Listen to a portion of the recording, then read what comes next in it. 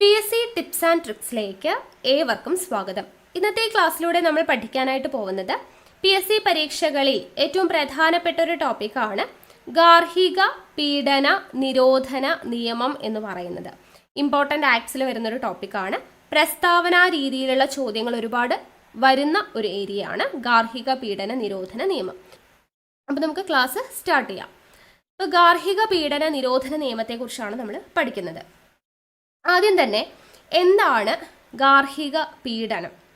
ഗാർഹിക ബന്ധത്തിൽപ്പെട്ട അംഗങ്ങളിൽ നിന്നുണ്ടാവുന്ന പീഡനമാണ് എന്ത്? ഗാർഹിക പീഡനം എന്ന് പറയുന്നത്. ഗാർഹിക ബന്ധത്തിൽപ്പെട്ട അംഗങ്ങളിൽ നിന്നുണ്ടാവുന്ന പീഡനമാണ് ഗാർഹിക പീഡനം എന്ന് പറയുന്നത്. ഇനി ഗാർഹിക പീഡന നിരോധന നിയമം എന്താണെന്നുള്ളത് നോക്കാം. സമത്വം, സ്വാതന്ത്ര്യം തുടങ്ങിയ അവകാശങ്ങൾ കൂടാതെ ഭരണഘടന വാഗ്ദാനം ചെയ്തിട്ടുള്ള കുറച്ച് മൗലിക അവകാശങ്ങളുണ്ട്. എന്തൊക്കെയാണത്? ജീവിക്കുവാനുള്ള അവകാശം, ജോലി സ്വീകരിക്കുവാനുള്ള അവകാശം, വിവേചനങ്ങൾക്കെതിരെയുള്ള അവകാശം, വിദ്യാഭ്യാസം ലഭിക്കുവാനുള്ള അവകാശം. അപ്പം ഇങ്ങനെയുള്ള ഭരണഘടന വാഗ്ദാനം ചെയ്തിട്ടുള്ള മൗലിക അവകാശങ്ങളെ സംരക്ഷിക്കുന്നതിനും അവ കാര്യക്ഷമമായി നടപ്പിലാക്കുന്നതിനും വേണ്ടിയിട്ടുള്ള ഒരു നിയമമാണ് ഗാർഹിക പീഡന നിരോധന നിയമം. അപ്പോൾ സമത്വം, സ്വാതന്ത്ര്യം തുടങ്ങിയ അവകാശങ്ങളൊന്നും കൂടാതെ ഭരണഘടന വാഗ്ദാനം ചെയ്യുന്ന മൗലിക അവകാശങ്ങളായിട്ടുള്ള ഏതൊക്കെയാ? ജീവിക്കുവാനുള്ള അവകാശം, ജോലി സ്വീകരിക്കുവാനുള്ള അവകാശം, വിവേചനങ്ങൾക്കെതിരെയുള്ള അവകാശം, വിദ്യാഭ്യാസം ലഭിക്കുവാനുള്ള അവകാശം തുടങ്ങിയ മൗലിക അവകാശങ്ങൾ സംരക്ഷിക്കുന്നതിനും അവ കാര്യക്ഷമമായി നടപ്പിലാക്കുന്നതിനും വേണ്ടിയിട്ടുള്ളൊരു നിയമമാണ് ഗാർഹിക പീഡന നിരോധന നിയമം എന്ന് പറയുന്നത്. ഈ ഒരു നിയമം, ഇതിൻ്റെ ഒരു പ്രധാനപ്പെട്ട ലക്ഷ്യം എന്ന് പറയുന്നത് എന്താണ്? കുടുംബത്തിനുള്ളിൽ സംഭവിക്കുന്ന അക്രമം, വിവേചനം തുടങ്ങിയവയിൽ നിന്നും വനിതകളെ സംരക്ഷിക്കുന്നതിനാണ് ഈ നിയമം ലക്ഷ്യമിടുന്നത്. അപ്പോൾ ഗാർഹിക പീഡന നിരോധന നിയമത്തിൻ്റെ പ്രധാനപ്പെട്ട ലക്ഷ്യം എന്ന് പറയുന്നത് കുടുംബത്തിനുള്ളിൽ സംഭവിക്കുന്ന അക്രമം, വിവേചനം തുടങ്ങിയവയിൽ നിന്നും വനിതകളെ സംരക്ഷിക്കുക എന്നുള്ളതാണ്. ഓക്കെ, അപ്പോൾ ഇതാണ് ഗാർഹിക പീഡന നിരോധന നിയമത്തെക്കുറിച്ച് നമുക്കൊരു ഇൻട്രോ ആയിട്ട് പറയാനുള്ളത്. ഇമ്പോർട്ടൻ്റ് ആണ്, ഓരോ പോയിന്റും ഇമ്പോർട്ടൻ്റ് ആണ്. നമുക്ക് സ്റ്റേറ്റ്മെൻറ്റ് ടൈപ്പായിട്ട് എവിടെ നിന്നാണ് ചോദ്യം വരാമെന്ന് പറയാൻ പറ്റത്തില്ല. അപ്പോൾ ഓരോ പോയിന്റും നോട്ട് ചെയ്ത് പഠിക്കാം. ഓക്കെ, ഇനി ഈ ഒരു നിയമം അനുസരിച്ചിട്ട്, ഗാർഹിക പീഡന നിരോധന നിയമം അനുസരിച്ചിട്ട് കുറേയധികം എന്തുണ്ട്? നിർവചനങ്ങൾ പറയുന്നുണ്ട്. കുറേയധികം നിർവചനങ്ങൾ പറയുന്നുണ്ട്. ഗാർഹിക പീഡന നിരോധന നിയമപ്രകാരം കുറച്ചധികം നിർവചനങ്ങൾ പറയുന്നുണ്ട്. അപ്പോൾ അതിലാദ്യം തന്നെ ഗാർഹിക ഹിംസ എന്ന് പറയുന്നത് എന്താണ്? ഗാർഹിക ഹിംസ. ഗാർഹിക ഹിംസ എന്ന് പറഞ്ഞു കഴിഞ്ഞാൽ, അതായത് നമ്മൾ പറഞ്ഞല്ലോ ഗാർഹിക പീഡനം, ഗാർഹിക ബന്ധത്തിൽപ്പെട്ട അംഗങ്ങളിൽ നിന്നുണ്ടാവുന്ന പീഡനം. അതെങ്ങനെയൊക്കെയുള്ള പീഡനമാവാം? ശാരീരിക പീഡനമാവാം, ശാരീരിക പീഡനമാവാം, ലൈംഗിക പീഡനമാവാം, അല്ലെങ്കിലോ വാക്കാൽ അല്ലെങ്കിൽ വൈകാരികമായിട്ടുള്ള പീഡനം, സാമ്പത്തിക പീഡനം, ഈ തരത്തിലൊക്കെ ആവാം പീഡനങ്ങൾ. അപ്പം അതിനെയാണ് ഗാർഹിക ഹിംസ, ഗാർഹിക പീഡന നിരോധന നിയമപ്രകാരം ഗാർഹിക ഹിംസ എന്ന് പറയുന്നത് എങ്ങനെയാണ് നിർവചിച്ചിരിക്കുന്നത്? ശാരീരിക പീഡനം, ലൈംഗിക പീഡനം, വാക്കാൽ അല്ലെങ്കിൽ വൈകാരികമായിട്ട് വികാരോദ്ദീപകമായിട്ടുള്ള പീഡനം അല്ലെങ്കിൽ അപമാനം, സാമ്പത്തിക പീഡനം, ഇതെല്ലാം എന്താണ്? ഗാർഹിക ഹിംസയിൽ ഉൾപ്പെടുന്നതാണ് എന്നുള്ളത് ഓർത്തിരിക്കുക. ഇനി ഇതിൽ ഓരോ ഗാർഹിക ഹിംസയും എന്താണ് എന്നുള്ളത് ജസ്റ്റ് പറഞ്ഞു തരാം. ശാരീരിക പീഡനം എന്ന് വെച്ചാൽ എന്താണ്? അതായത് പരാതിക്കാരിയെ ശാരീരികമായിട്ട് വേദനിപ്പിക്കുക, ജീവനും ശാരീരിക അവയവങ്ങൾക്കും ക്ഷതം സംഭവിക്കുക, വളർച്ചയ്ക്കും വികാസത്തിനും തടസ്സം സൃഷ്ടിക്കുക തുടങ്ങിയവയ്ക്ക് കാരണമാവുന്ന ഏതെങ്കിലും നടപടിയോ പെരുമാറ്റമോ എല്ലാം എന്തിൽ വരുന്നതാണ്? ശാരീരിക ദുരുപയോഗം അല്ലെങ്കിൽ ശാരീരിക പീഡനത്തിൽ വരുന്നതാണ്. കയ്യേറ്റം, കുറ്റകരമായിട്ടുള്ള ഭീഷണി, ബലപ്രയോഗം, ഇതെല്ലാം ശാരീരിക പീഡനത്തിൽ വരുന്നതാണ്. ഇനി ലൈംഗിക പീഡനം എന്ന് പറയുമ്പോൾ വനിതയുടെ അന്തസ്സിന് കളങ്കം വരുന്ന തരത്തിൽ തെറി വിളിക്കുക, നാണം കെടുത്തുക, തരം താഴ്ത്തുക, ഇതെല്ലാം ലക്ഷ്യമാക്കി ലൈംഗിക ചുവയുള്ള പെരുമാറ്റം, ഇതെല്ലാം എന്തിൽ വരും? ലൈംഗിക ദുരുപയോഗത്തിൽ വരും. അടുത്തത് വാക്കാൽ അല്ലെങ്കിൽ വൈകാരികമായിട്ടുള്ളത്. അതെന്താണ് പറയുന്നത്? കുത്തുവാക്ക് പറയുക, അധിക്ഷേപിക്കുക, ചീത്ത വിളിക്കുക, മച്ചി എന്നോ അല്ലെങ്കിൽ ആൺകുട്ടി ഇല്ലാത്തവൾ എന്നൊക്കെ വിളിച്ച് അധിക്ഷേപിക്കുക, കളിയാക്കുക. അതുപോലെ പരാതിക്കാരിക്ക് താല്പര്യമുള്ള മറ്റേതെങ്കിലും വ്യക്തിയെ ശാരീരികമായി ഉപദ്രവിക്കുമെന്ന് ആവർത്തിച്ച് അധിക്ഷേപിക്കുക, കളിയാക്കുക, ഭീഷണിപ്പെടുത്തുക. ഇതെല്ലാം എന്തിൽ വരുന്നതാണ്? വാക്കാൽ അല്ലെങ്കിൽ വൈകാരികമായിട്ടുള്ള അപമാനത്തിൽ വരുന്നതാണ്. അടുത്തത് സാമ്പത്തിക പീഡനം. സാമ്പത്തിക പീഡനത്തിൽ വരുന്നത് എന്താണ്? പരാതിക്കാരിക്ക് നിയമപരമായോ നാട്ടുനടപ്പ് വഴിയോ കോടതി ഉത്തരവ് മുഖേനയോ മറ്റു രീതിയിലോ അവകാശപ്പെട്ട സ്വത്ത് മുഴുവനായോ ഭാഗികമായി തട്ടിച്ചു മാറ്റുക. പരാതിക്കാരിക്ക് അവകാശപ്പെട്ട സ്വത്ത് എന്ത് ചെയ്യുക? തട്ടിച്ചു മാറ്റുക. അല്ലെങ്കിൽ പരാതിക്കാരിക്ക് നിയമപരമായി അവകാശപ്പെട്ടതോ ആവശ്യമുള്ളതോ ആയിട്ടുള്ള സ്ഥാവര ജംഗമ വസ്തുക്കൾ, ഷെയറുകൾ, ജാമ്യപത്രങ്ങൾ, ബോണ്ടുകൾ, വിലപിടിപ്പുള്ള വസ്തുക്കൾ, മറ്റു സ്വത്തുക്കൾ ഇതെല്ലാം അന്യാധീനപ്പെടുത്തുക. വിവാഹബന്ധം മൂലം പരാതിക്കാരിക്ക് അനുഭവിക്കാൻ അവകാശപ്പെട്ട സൗകര്യങ്ങൾ തുടർന്നും ലഭ്യമാക്കുന്നതിന് നിയന്ത്രണമോ നിരോധനമോ ഏർപ്പെടുത്തുക. പരാതിക്കാരിക്ക് പാർപ്പിട സൗകര്യം നിഷേധിക്കുക. ഇതെല്ലാം എന്താണ്? സാമ്പത്തികമായിട്ടുള്ള പീഡനമാണ്. ഓക്കെ, അപ്പോൾ ഗാർഹിക ഹിംസ എന്ന് പറയുന്നതിൽ വരുന്ന ശാരീരിക പീഡനം എന്താണ്? ലൈംഗിക പീഡനം എന്താണ്? വാക്കാൽ അല്ലെങ്കിൽ വൈകാരികമായിട്ടുള്ള പീഡനം എന്താണ്? സാമ്പത്തിക പീഡനം എന്താണ് എന്നുള്ളത് മനസ്സിലായെന്ന് വിശ്വസിക്കുന്നു. ഓക്കെ, ഇനി ആരാണ് ഗാർഹിക ബന്ധുത്വം? എന്താണ് ഗാർഹിക ബന്ധുത്വം? നമ്മൾ പറഞ്ഞു ഗാർഹിക ബന്ധത്തിൽപ്പെട്ട അംഗങ്ങളിൽ നിന്നുണ്ടാവുന്ന പീഡനമാണ് ഗാർഹിക പീഡനം എന്ന് പറഞ്ഞല്ലേ. അപ്പൊ ഈ ഗാർഹിക ബന്ധുത്വം അല്ലെങ്കിൽ ഗാർഹിക ബന്ധു എന്നതുകൊണ്ട് ഉദ്ദേശിക്കുന്നത് ആരെയൊക്കെയാണ്? ഈ ഒരു നിയമപ്രകാരം രക്തബന്ധത്തിൽ ഉൾപ്പെടുന്നവർ, രക്തബന്ധം വഴിയുള്ളവർ എന്താ? ഗാർഹിക ബന്ധുവാണ്. വിവാഹം ചെയ്ത് ബന്ധുവാവുന്നവർ, അതുപോലെ വിവാഹിതരാകാതെ ഒരു കുടക്കീഴിൽ ദമ്പതികളെ പോലെ കഴിയുന്നവർ, വിവാഹിതരാവാതെ തന്നെ ദമ്പതികളെ പോലെ ഒരു കുടക്കീഴിൽ കഴിയുന്നവർ, അതുപോലെ ദത്തെടുക്കലിലൂടെ സ്വന്തമായവർ, അതുപോലെ കൂട്ടുകുടുംബ വ്യവസ്ഥിതിയിൽപ്പെട്ടിട്ടുള്ള കുടുംബാംഗങ്ങൾ, കൂട്ടുകുടുംബത്തിൽ വരുന്ന കുടുംബാംഗങ്ങൾ, ഇങ്ങനെയുള്ളവരൊക്കെയാണ് ഗാർഹിക ബന്ധു എന്നതുകൊണ്ട് ഈ ഒരു നിയമപ്രകാരം ഉദ്ദേശിക്കുന്നത്. ആരൊക്കെയാണ്? രക്തബന്ധത്തിലൂടെയുള്ളവർ, വിവാഹബന്ധത്തിലൂടെയുള്ള ബന്ധു, അതുപോലെ ദമ്പതികളെ പോലെ വിവാഹം ചെയ്യാതെ തന്നെ ദമ്പതികളെ പോലെ കഴിയുന്നവർ, ദത്തെടുക്കൽ വഴി ബന്ധുത്വം സ്വീകരിച്ചവർ, കൂട്ടുകുടുംബത്തിൽ കഴിയുന്നവർ, ഇവരൊക്കെയാണ് ഗാർഹിക ബന്ധു എന്നതുകൊണ്ട് ഉദ്ദേശിക്കുന്നത്. ഓക്കെ ആണല്ലോ. അപ്പൊ ഇത് ബേസിക് ആയിട്ടുള്ള കുറച്ച് കാര്യങ്ങളാണ് നമ്മൾ പറഞ്ഞത്. ഇനി നമുക്ക് ഗാർഹിക പീഡന നിരോധന നിയമത്തിലോട്ട് വരുമ്പോൾ ഈ ഒരു നിയമം പ്രസിഡന്റ് ഒപ്പുവെച്ചത് അല്ലെങ്കിൽ പാർലമെന്റ് പാസ്സാക്കിയത് എപ്പോഴാണെന്ന് ചോദിച്ചു കഴിഞ്ഞാൽ 2005 സെപ്റ്റംബർ 13 പ്രസിഡന്റ് ഒപ്പുവെച്ചത് എന്നാണ്? 2005 സെപ്റ്റംബർ 13 നിലവിൽ വന്നത് എന്നാന്ന് ചോദിച്ചു കഴിഞ്ഞാൽ 2006 ഒക്ടോബർ 26 നിലവിൽ വന്നത് എന്നാണ്? 2006 ഒക്ടോബർ 26 ഗാർഹിക പീഡന നിരോധന നിയമം നിലവിൽ വന്നത്. 2006 ഒക്ടോബർ 26. ഇത് പ്രീവിയസ് ഇയറിൽ ചോദിച്ചിട്ടുള്ളതാണ് കേട്ടോ. ഇനി ഈ ഗാർഹിക പീഡന നിരോധന നിയമം നിലവിൽ വരുമ്പോഴുള്ള പ്രസിഡന്റ് ആരാണ്? പ്രസിഡന്റ് ആരായിരുന്നു? APJ അബ്ദുൽ കലാം ആയിരുന്നു പ്രസിഡന്റ്. പ്രധാനമന്ത്രി ആരായിരുന്നു? മൻമോഹൻ സിംഗ് ആയിരുന്നു പ്രധാനമന്ത്രി. ഓക്കെ, അപ്പോൾ ഇത്രയും കാര്യങ്ങൾ മനസ്സിലായെന്ന് വിശ്വസിക്കുന്നു.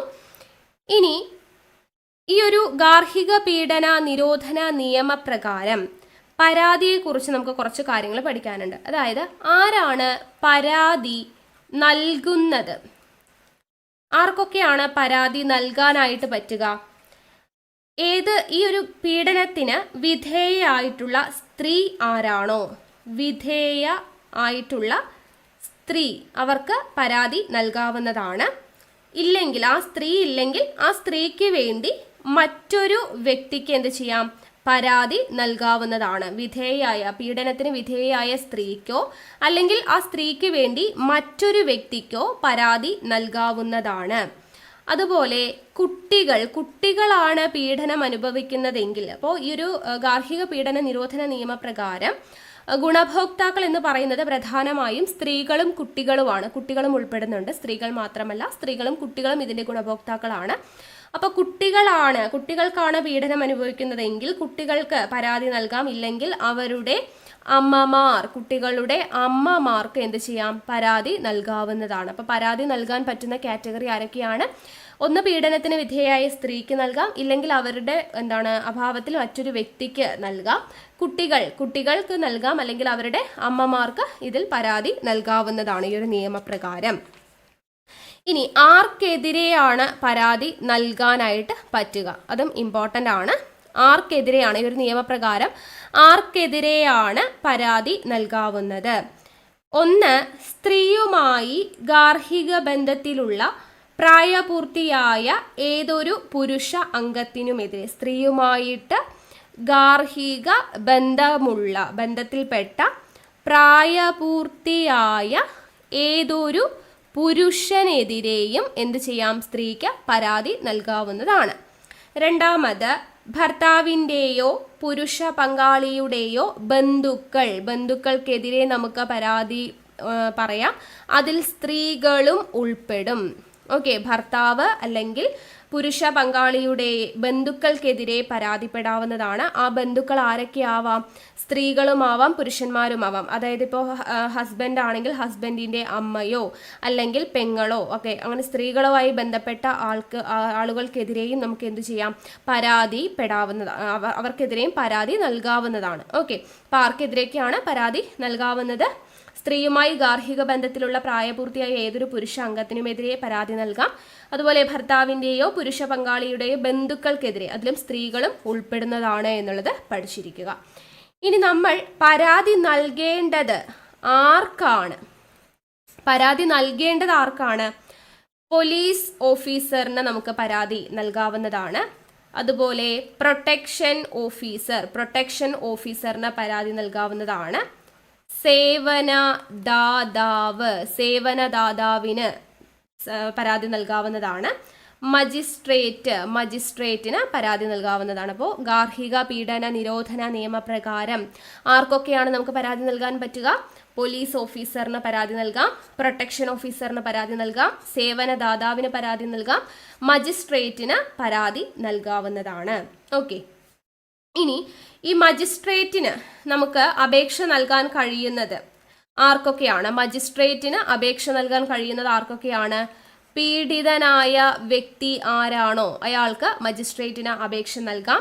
ഇല്ലെങ്കിൽ പ്രൊട്ടക്ഷൻ ഓഫീസറിന് നൽകാം. പ്രൊട്ടക്ഷൻ ഓഫീസറിന് മജിസ്ട്രേറ്റിന് മുൻപാകെ പരാതി നൽകാവുന്നതാണ്.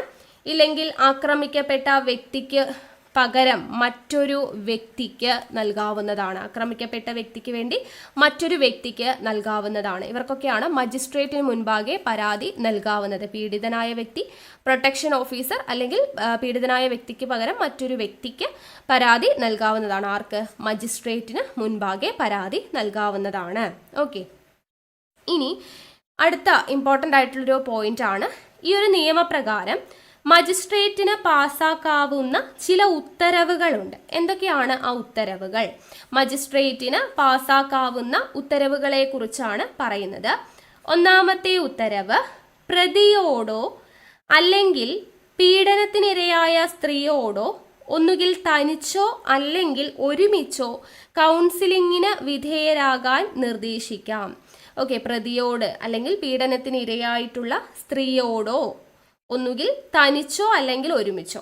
ഓക്കെ, ഇപ്പോൾ പ്രതിയും പീഡനത്തിന് ഇരയായിട്ടുള്ള സ്ത്രീയും, ഇപ്പോൾ ഭർത്താവും ഭാര്യയും ആണെന്നുണ്ടെങ്കിൽ അവരെ തനിച്ച് അല്ലെങ്കിൽ അവരെ രണ്ടുപേരെയും കൂടെ ചേർത്ത് ഒരുമിച്ചോ അവർ എന്ത് ചെയ്യാം, മജിസ്ട്രേറ്റിന് കൗൺസിലിങ്ങിന് വിധേയമാക്കാം എന്നുള്ളതാണ് പറയുന്നത്. ഇനി രണ്ടാമത്തെ ഉത്തരവ് എന്ന് പറയുന്നത്, സ്ത്രീയെ വീട്ടിൽ നിന്ന് പുറത്താക്കുകയോ ഒഴിവാക്കുകയോ ചെയ്യരുത് എന്ന് നിർദ്ദേശിക്കാം. സ്ത്രീയെ വീട്ടിൽ നിന്ന് പുറത്താക്കുകയോ ഒഴിവാക്കുകയോ ചെയ്യരുത് എന്ന് നിർദ്ദേശിക്കാം. മൂന്നാമതായിട്ട്, ആവശ്യമെങ്കിൽ നടപടിക്രമങ്ങൾ രഹസ്യമായി വയ്ക്കാനായിട്ട് ശ്രമിക്കാം. നടപടിക്രമങ്ങൾ ആവശ്യമാണെങ്കിൽ രഹസ്യമായി നടത്താനായിട്ട് ശ്രമിക്കാവുന്നതാണ്. പ്രൊട്ടക്ഷൻ ഓർഡർ നൽകാവുന്നതാണ്. ആരുടെ കേസിലാണ് പ്രൊട്ടക്ഷൻ ഓർഡർ നൽകാവുന്നത്? കുട്ടികളുടെ കേസിൽ. ചിലപ്പോൾ കുട്ടികളുടെ പേരിലൊക്കെ പ്രശ്നങ്ങൾ ഉണ്ടായേക്കാം അല്ലേ? അപ്പോൾ കുട്ടികളുടെ പ്രൊട്ടക്ഷന് വേണ്ടിയിട്ട് പ്രൊട്ടക്ഷൻ ഓർഡർ ചെയ്യാവുന്നതാണ്, നൽകാവുന്നതാണ്. അതുപോലെ കുട്ടികളുടെ സംരക്ഷണത്തിനോ അല്ലെങ്കിൽ സ്ത്രീകളുടെ സംരക്ഷണത്തിനോ വേണ്ടിയിട്ട് ധനസഹായം നൽകാനായിട്ട് നിർദ്ദേശിക്കാവുന്നതാണ്. ധനസഹായത്തിന് വേണ്ടി ഉത്തരവിറക്കാവുന്നതാണ്. അടുത്തത് നഷ്ടപരിഹാരം നൽകാനായിട്ട് ഉത്തരവ് പുറപ്പെടുവിക്കാം. നഷ്ടപരിഹാരം നൽകാനായിട്ട് ഉത്തരവ് പുറപ്പെടുവിക്കാവുന്നതാണ്. അപ്പം ഇത്രയുമാണ് മജിസ്ട്രേറ്റിന് പാസ്സാക്കാവുന്ന ഉത്തരവുകൾ. എന്തൊക്കെയാണ്? പ്രതിയോടോ അല്ലെങ്കിൽ പീഡനത്തിനിരയായ സ്ത്രീയോടോ തനിച്ച് അല്ലെങ്കിൽ ഒരുമിച്ചോ കൗൺസിലിങ്ങിന് വിധേയരാവാനായിട്ട് നിർദ്ദേശിക്കാം. സ്ത്രീയെ വീട്ടിൽ നിന്ന് പുറത്താക്കുകയോ ഒഴിവാക്കുകയോ ചെയ്യരുതെന്ന് നിർദ്ദേശിക്കാം. ആവശ്യമാണെങ്കിൽ നടപടിക്രമങ്ങൾ രഹസ്യമായി നടത്താനായിട്ട് ശ്രമിക്കാം. പ്രൊട്ടക്ഷൻ ഓർഡർ നൽകാം. കുട്ടികളുടെ കേസിൽ പ്രൊട്ടക്ഷൻ ഓർഡർ നൽകാനായിട്ട് ശ്രമിക്കാം. ധനസഹായം നൽകുക, നഷ്ടപരിഹാരം നൽകുക. ഓക്കെ, അപ്പോൾ ഇതൊക്കെയാണ് ഉത്തരവ്. ഇനി മജിസ്ട്രേറ്റിന്റെ ഈ ഉത്തരവ് എങ്ങാനും ലംഘിച്ചു കഴിഞ്ഞാൽ അതെന്താണ്? അത് ശിക്ഷാർഹമാണ് എന്നുള്ളത് ഓർത്തിരിക്കുക. ഇതിൽ ഏതിലെങ്കിലും ഒന്ന് ലംഘിച്ചു കഴിഞ്ഞാൽ ശിക്ഷാർഹമാണ് എന്നുള്ളത് ഓർത്തിരിക്കുക. ഓക്കെ ആണല്ലോ. അടുത്തത് ഡൊമസ്റ്റിക് ഇൻസിഡന്റ് റിപ്പോർട്ട്. എന്താണ് ഡൊമസ്റ്റിക് ഇൻസിഡന്റ് റിപ്പോർട്ട് എന്ന് വെച്ചാൽ? ഡൊമസ്റ്റിക് ഇൻസിഡന്റ് റിപ്പോർട്ട് അഥവാ DIR, ഇതിനെക്കുറിച്ച് മുൻവർഷങ്ങളിൽ ചോദ്യങ്ങൾ ചോദിച്ചിട്ടുണ്ട് കേട്ടോ. ഡൊമസ്റ്റിക് ഇൻസിഡന്റ് റിപ്പോർട്ട് നൽകാവുന്നത് ആർക്കാണ് എന്നുള്ളത് ചോദിച്ചിട്ടുണ്ട്. ആരാണ് ഡൊമസ്റ്റിക് ഇൻസിഡന്റ് റിപ്പോർട്ട് തയ്യാറാക്കുന്നത് എന്നുള്ളത് ചോദിച്ചിട്ടുണ്ട്. അപ്പോൾ ശ്രദ്ധിച്ചിരിക്കുക. ഡൊമസ്റ്റിക് ഇൻസിഡന്റ് റിപ്പോർട്ട് അഥവാ ഗാർഹിക സംഭവ റിപ്പോർട്ട്. ഡൊമസ്റ്റിക് ഇൻസിഡന്റ് റിപ്പോർട്ട് എന്ന് വെച്ചാൽ സംരക്ഷണ ഉദ്യോഗസ്ഥന്, അതായത് സംരക്ഷണ ഉദ്യോഗസ്ഥൻ എന്ന് വെച്ചാൽ ആരാണ്? പ്രൊട്ടക്ഷൻ ഓഫീസർ അല്ലെ? അപ്പൊ പ്രൊട്ടക്ഷൻ ഓഫീസറിനോ അല്ലെങ്കിൽ സേവനദാതാവിനോ ഗാർഹിക പീഡനം സംബന്ധിച്ച് പരാതിക്കാരി നൽകുന്ന പരാതികൾ രേഖപ്പെടുത്തുവാനുള്ള അധികാരമുണ്ട്. അതാണ് ഈ DIR എന്ന് പറയുന്നത്. അപ്പൊ സംരക്ഷണ ഉദ്യോഗസ്ഥൻ അല്ലെങ്കിൽ സേവനദാതാവ് കേട്ടോ. പ്രൊട്ടക്ഷൻ ഓഫീസർ അഥവാ സംരക്ഷണ ഉദ്യോഗസ്ഥൻ അല്ലെങ്കിൽ സേവനദാതാവ്, ഇവർ രണ്ടുപേരും എന്ത് ചെയ്യും? ഗാർഹിക പീഡനം സംബന്ധിച്ച് പരാതിക്കാരി നൽകുന്ന പരാതികൾ രേഖപ്പെടുത്തുവാനായിട്ട് ഉപയോഗിക്കുന്നതാണ് ഈ DIR എന്ന് പറയുന്നത്, ഡൊമസ്റ്റിക് ഇൻസിഡന്റ് റിപ്പോർട്ട് എന്ന് പറയുന്നത്. പീഡനം റിപ്പോർട്ട് ചെയ്തിട്ടുണ്ട് എന്നതിനുള്ള രേഖയാണ് ഇത്. പീഡനം റിപ്പോർട്ട് ചെയ്തിട്ടുണ്ട് എന്നതിനുള്ള ഒരു രേഖയാണ് ഈ ഡൊമസ്റ്റിക് ഇൻസിഡന്റ് റിപ്പോർട്ട് എന്ന് പറയുന്നത്. സംരക്ഷണ ഉദ്യോഗസ്ഥൻ രജിസ്റ്റർ ചെയ്തിട്ടുള്ള സേവനദാതാവ്, സംരക്ഷണ ഉദ്യോഗസ്ഥനോ അല്ലെങ്കിൽ രജിസ്റ്റർ ചെയ്തിട്ടുള്ള സേവനദാതാവോ ഈ ഫോറം പൂരിപ്പിച്ചിട്ട് ഒപ്പുവെക്കേണ്ടതാണ്. ഒന്നുകിൽ പ്രൊട്ടക്ഷൻ ഓഫീസർ ഒപ്പുവെക്കണം, ഇല്ലെങ്കിൽ രജിസ്റ്റർ ചെയ്തിട്ടുള്ള ഒരു സേവനദാതാവ് ഈ ഫോറം പൂരിപ്പിച്ച് ഒപ്പുവെക്കേണ്ടതാണ്. ഇത് ഒരു പൊതുരേഖയാണ്. DIR എന്ന് പറയുന്നത് ഒരു പൊതുരേഖയാണ്. ഇതെങ്ങനെയാണ് രേഖപ്പെടുത്തുന്നത്? DIR എന്ന് പറയുന്നത് എപ്രകാരമാണ് രേഖപ്പെടുത്തുന്നത് എന്ന് ചോദിച്ചു കഴിഞ്ഞാൽ, പരാതിക്കാരിയായ സ്ത്രീയുടെ മൊഴി സംബന്ധിച്ച് വിശ്വാസയോഗ്യമായ രേഖയായി കണക്കാക്കപ്പെടുന്നു. ഇതുകൊണ്ട് അർത്ഥമാക്കുന്നത് പരാതികൾ യാതൊരു മുൻവിധികളും കൂടാതെ പരാതിപ്പെടുന്ന രീതിയിൽ തന്നെ നിയമത്തിനുള്ളിൽ നിന്നുകൊണ്ട് രേഖപ്പെടുത്തേണ്ടതാണ്. പരാതിക്കാരിയായ സ്ത്രീ സംഭവം വിശദീകരിക്കുന്ന അവസ്ഥയിൽ അല്ല എങ്കിൽ സംരക്ഷണ ഉദ്യോഗസ്ഥന് അവരെ പിന്നീട് ഒരവസരത്തിൽ വിളിച്ച് രേഖപ്പെടുത്താവുന്നതാണ്. ഓരോ സ്ത്രീയുടെയും സന്ദർശനം സംബന്ധിച്ച് വിശദ വിവരങ്ങൾ രേഖപ്പെടുത്തുന്നതിനായിട്ട് സംരക്ഷണ ഉദ്യോഗസ്ഥന് ഒരു ദൈനംദിന ഡയറി സൂക്ഷിക്കാവുന്നതാണ്. അപ്പോൾ ഇതിൽ പ്രൊട്ടക്ഷൻ ഓഫീസർ അല്ലെങ്കിൽ ഏതെങ്കിലും രജിസ്റ്റർ ചെയ്ത സേവനദാതാവ് എന്ന് പറയുന്നുണ്ട്. ഏറ്റവും കൂടുതലായിട്ട് വരുന്നത് ആർക്കാണ് ഇതിൻ്റെ ഉത്തരവാദിത്തം? പ്രൊട്ടക്ഷൻ ഓഫീസറിനാണ് വരുന്നത്. ഓക്കെ, അപ്പോൾ ഈ ഒരു DIRന് വേണ്ടിയിട്ട് പ്രൊട്ടക്ഷൻ ഓഫീസർ ദൈനംദിന കാര്യങ്ങളെല്ലാം ശേഖരിച്ച് വെക്കാൻ വേണ്ടിയിട്ട് ഒരു ദൈനംദിന ഡയറി സൂക്ഷിക്കാവുന്നതാണ് എന്നുള്ളത് പറയുന്നുണ്ട്. ഇനി ഈ ഒരു DIR രേഖപ്പെടുത്തി കഴിഞ്ഞാൽ അടുത്ത നടപടികൾ എന്തൊക്കെയാണെന്ന് ചോദിച്ചു കഴിഞ്ഞാൽ, ഈ DIR ഡൊമസ്റ്റിക് ഇൻസിഡന്റ് റിപ്പോർട്ട് സംരക്ഷണ ഉദ്യോഗസ്ഥൻ പ്രൊട്ടക്ഷൻ ഓഫീസർ ആർക്കാണ് നൽകേണ്ടത്? റിപ്പോർട്ട് സമർപ്പിക്കേണ്ടത് ആർക്കാണെന്ന് ചോദിച്ചു കഴിഞ്ഞാൽ മജിസ്ട്രേറ്റിനാണ്. DIR തയ്യാറാക്കിയിട്ട് ആർക്ക് സമർപ്പിക്കണം? മജിസ്ട്രേറ്റിന് നൽകേണ്ടതാണ്. ഈ DIRന്റെ പകർപ്പ് എവിടേക്ക് നൽകണം? സംഭവം നടന്ന പ്രദേശത്തെ പോലീസ് സ്റ്റേഷന്റെ ചുമതലയുള്ള പോലീസ് ഉദ്യോഗസ്ഥന് നൽകേണ്ടതാണ്. ഓക്കെ, റിപ്പോർട്ട് മജിസ്ട്രേറ്റിന് സമർപ്പിക്കണം. അതിന്റെ ഒരു പകർപ്പ്, ഒരു കോപ്പി ആർക്ക് നൽകണം? പോലീസ്, അതായത് സംഭവം നടന്നിട്ടുള്ള സ്റ്റേഷൻ പരിധിയിലുള്ള പോലീസ് ഓഫീസർക്ക് അതിന്റെ ഒരു പകർപ്പ് നൽകേണ്ടതാണ് എന്ന് പറയുന്നുണ്ട്. ഇനി പരാതിക്കാരിയുടെ താല്പര്യപ്രകാരം സേവനദാതാവിന് DIR രേഖപ്പെടുത്തി അതിന്റെ പകർപ്പ് സംരക്ഷണ ഉദ്യോഗസ്ഥനും മജിസ്ട്രേറ്റിനും നൽകാവുന്നതാണ്. അപ്പോൾ ഏറ്റവും കൂടുതൽ പ്രൊട്ടക്ഷൻ ഓഫീസറാണ്. നമുക്ക് ചോദ്യം പരീക്ഷയ്ക്ക് ചോദിച്ചു കഴിഞ്ഞാൽ നിങ്ങൾ ഓപ്ഷൻ നോക്കുക കേട്ടോ. പ്രൊട്ടക്ഷൻ ഓഫീസർ രണ്ടും ഓപ്ഷനിലുണ്ടെങ്കിൽ നമ്മൾ ചെയ്യേണ്ടത് ഏതാണ്? പ്രൊട്ടക്ഷൻ ഓഫീസറാണ്. ഇനി പരാതിക്കാരിക്ക് താല്പര്യമുണ്ട് എന്നുണ്ടെങ്കിൽ സേവനദാതാവിനും എന്ത് ചെയ്യാം? ഇത് രേഖപ്പെടുത്താവുന്നതാണ്. എന്നിട്ട് ആരോട് കൊടുക്കണം? ആരുടെ ഏൽപ്പിക്കണം? സംരക്ഷണ ഉദ്യോഗസ്ഥനോടോ മജിസ്ട്രേറ്റിനും ഒക്കെ നൽകാവുന്നതാണ്. ഇനി DIR രേഖപ്പെടുത്തിയതിന് ശേഷം സംരക്ഷണ ഉദ്യോഗസ്ഥൻ അല്ലെങ്കിൽ സേവനദാതാവിന് പരാതിക്കാരിയുടെ ആഗ്രഹപ്രകാരം ആശ്വാസ നടപടികൾക്കായിട്ട് അപേക്ഷ ഫയൽ ചെയ്യുന്നതിന് അവരെ സഹായിക്കുവാൻ സാധിക്കുന്നതാണ്. ഇത്തരം കേസുകളിൽ കോടതിയിൽ അപേക്ഷ സമർപ്പിക്കുന്നതിനോടൊപ്പം DIR അനുബന്ധമായിട്ട് ചേർക്കേണ്ടതാണ്. അപ്പം DIR എന്ന് പറയുന്നത് കേസിൽ നമ്മൾ ഫയൽ സമർപ്പിക്കുന്നതിന് കൂട്ടത്തിൽ സമർപ്പിക്കേണ്ടതാണ് എന്നുള്ളതാണ് കേട്ടോ. ഇനി പരാതിക്കാരിക്കോ അല്ലെങ്കിൽ അവരുടെ DIR അഭിഭാഷകനോ ഒന്നും പൂരിപ്പിക്കാനായിട്ട് കഴിയത്തില്ല. ഓക്കെ, സംരക്ഷണ ഉദ്യോഗസ്ഥനോ അല്ലെങ്കിൽ രജിസ്റ്റർ ചെയ്തിട്ടുള്ള സേവനദാതാവിനോ മാത്രമാണ് ഈ DIR പൂരിപ്പിക്കാനായിട്ട്, അതിന്റെ ഫോറം പൂരിപ്പിക്കാനായിട്ട് പറ്റത്തുള്ളൂ. പ്രൊട്ടക്ഷൻ ഓഫീസറിനോ അല്ലെങ്കിൽ സേവനദാതാവിനോ മാത്രമാണ് അത് പൂരിപ്പിക്കാനായിട്ട് സാധിക്കത്തുള്ളൂ എന്നുള്ള കാര്യം ഓർത്തിരിക്കുക. ഈ പരാതിക്കാരിക്ക് അപേക്ഷ ഫയൽ ചെയ്യാൻ സാധിക്കുമോ എന്ന് ചോദിച്ചു കഴിഞ്ഞാൽ സാധിക്കും. ഓക്കെ, പരാതിക്കാരിക്ക് എന്ത് ചെയ്യാം? അപേക്ഷ ഫയൽ ചെയ്യാം. DIR ഫയൽ ചെയ്യാതെ തന്നെ പരാതിക്കാരിയായിട്ടുള്ള സ്ത്രീക്ക് പരിഹാര നടപടികൾക്കായിട്ട് അപേക്ഷ ഫയൽ ചെയ്യാവുന്നതാണ് എന്നുള്ളത് ഓർത്തിരിക്കുക. ഓക്കെ, അപ്പോൾ അതുപോലെ തന്നെ ഈ DIR രേഖപ്പെടുത്തുന്ന സമയത്തുണ്ടല്ലോ, സംരക്ഷണ ഉദ്യോഗസ്ഥന് പരാതിക്കാരിയുടെ ഗൃഹം സന്ദർശിക്കുവാനുള്ള അനുമതി ഇല്ല. DIR രേഖപ്പെടുത്തുന്ന സമയത്ത് പരാതിക്കാരിയുടെ വീട്ടിൽ ഭവന സന്ദർശനം നടത്താനായിട്ട് കഴിയത്തില്ല എന്നുള്ളത് ഓർത്തിരിക്കുക. കോടതി ഉത്തരവില്ലാതെ സംരക്ഷണ ഉദ്യോഗസ്ഥന് ഭവന സന്ദർശനം നടത്തുവാനുള്ള അനുമതി ഇല്ല എന്നുള്ള കാര്യം കൂടെ ഓർത്തിരിക്കുക. ഓക്കെ ആണല്ലോ. അപ്പോൾ ഇത്രയും കാര്യങ്ങളാണ് നമുക്ക് DIRനെ സംബന്ധിച്ച് പഠിക്കാനായിട്ട് ഉള്ളത്. ഇനി ഈ ഒരു ഗാർഹിക പീഡന നിരോധനം നിയമപ്രകാരം 5 അധ്യായങ്ങളാണ് ഉള്ളത്. എത്ര അധ്യായങ്ങളാണുള്ളത്? 5 അധ്യായങ്ങളാണ് ഉള്ളത്. അപ്പം അതിൽ ഓരോ അധ്യായമായിട്ട് എന്താണ് എന്നുള്ളത് നമുക്ക് നോക്കാം. ആദ്യത്തെ അധ്യായം പ്രാരംഭം എന്നുള്ളതാണ്. ഓക്കെ, അധ്യായം 1 എന്തിനെ കുറിച്ചാണ് പറയുന്നത്? പ്രാരംഭം. അധ്യായം 1 പ്രാരംഭം. ഇതിന്റെ ഹെഡിങ് പഠിക്കണം, അതിന്റെ കീഴിൽ വരുന്ന ഇമ്പോർട്ടൻ്റ് ആയിട്ടുള്ള കാര്യങ്ങളും പഠിക്കണം. അപ്പോൾ അധ്യായം 1 വകുപ്പ് 1 എന്തിനെ കുറിച്ചാണ് പറയുന്നത്? വകുപ്പ് 1 പറയുന്നത് പേരും ചുരുക്കപ്പേരിനെ കുറിച്ചാണ് പറയുന്നത്. പേരും ചുരുക്കപ്പേരും അതിനെക്കുറിച്ച് പ്രതിപാദിക്കുന്നതാണ് വകുപ്പ് 1.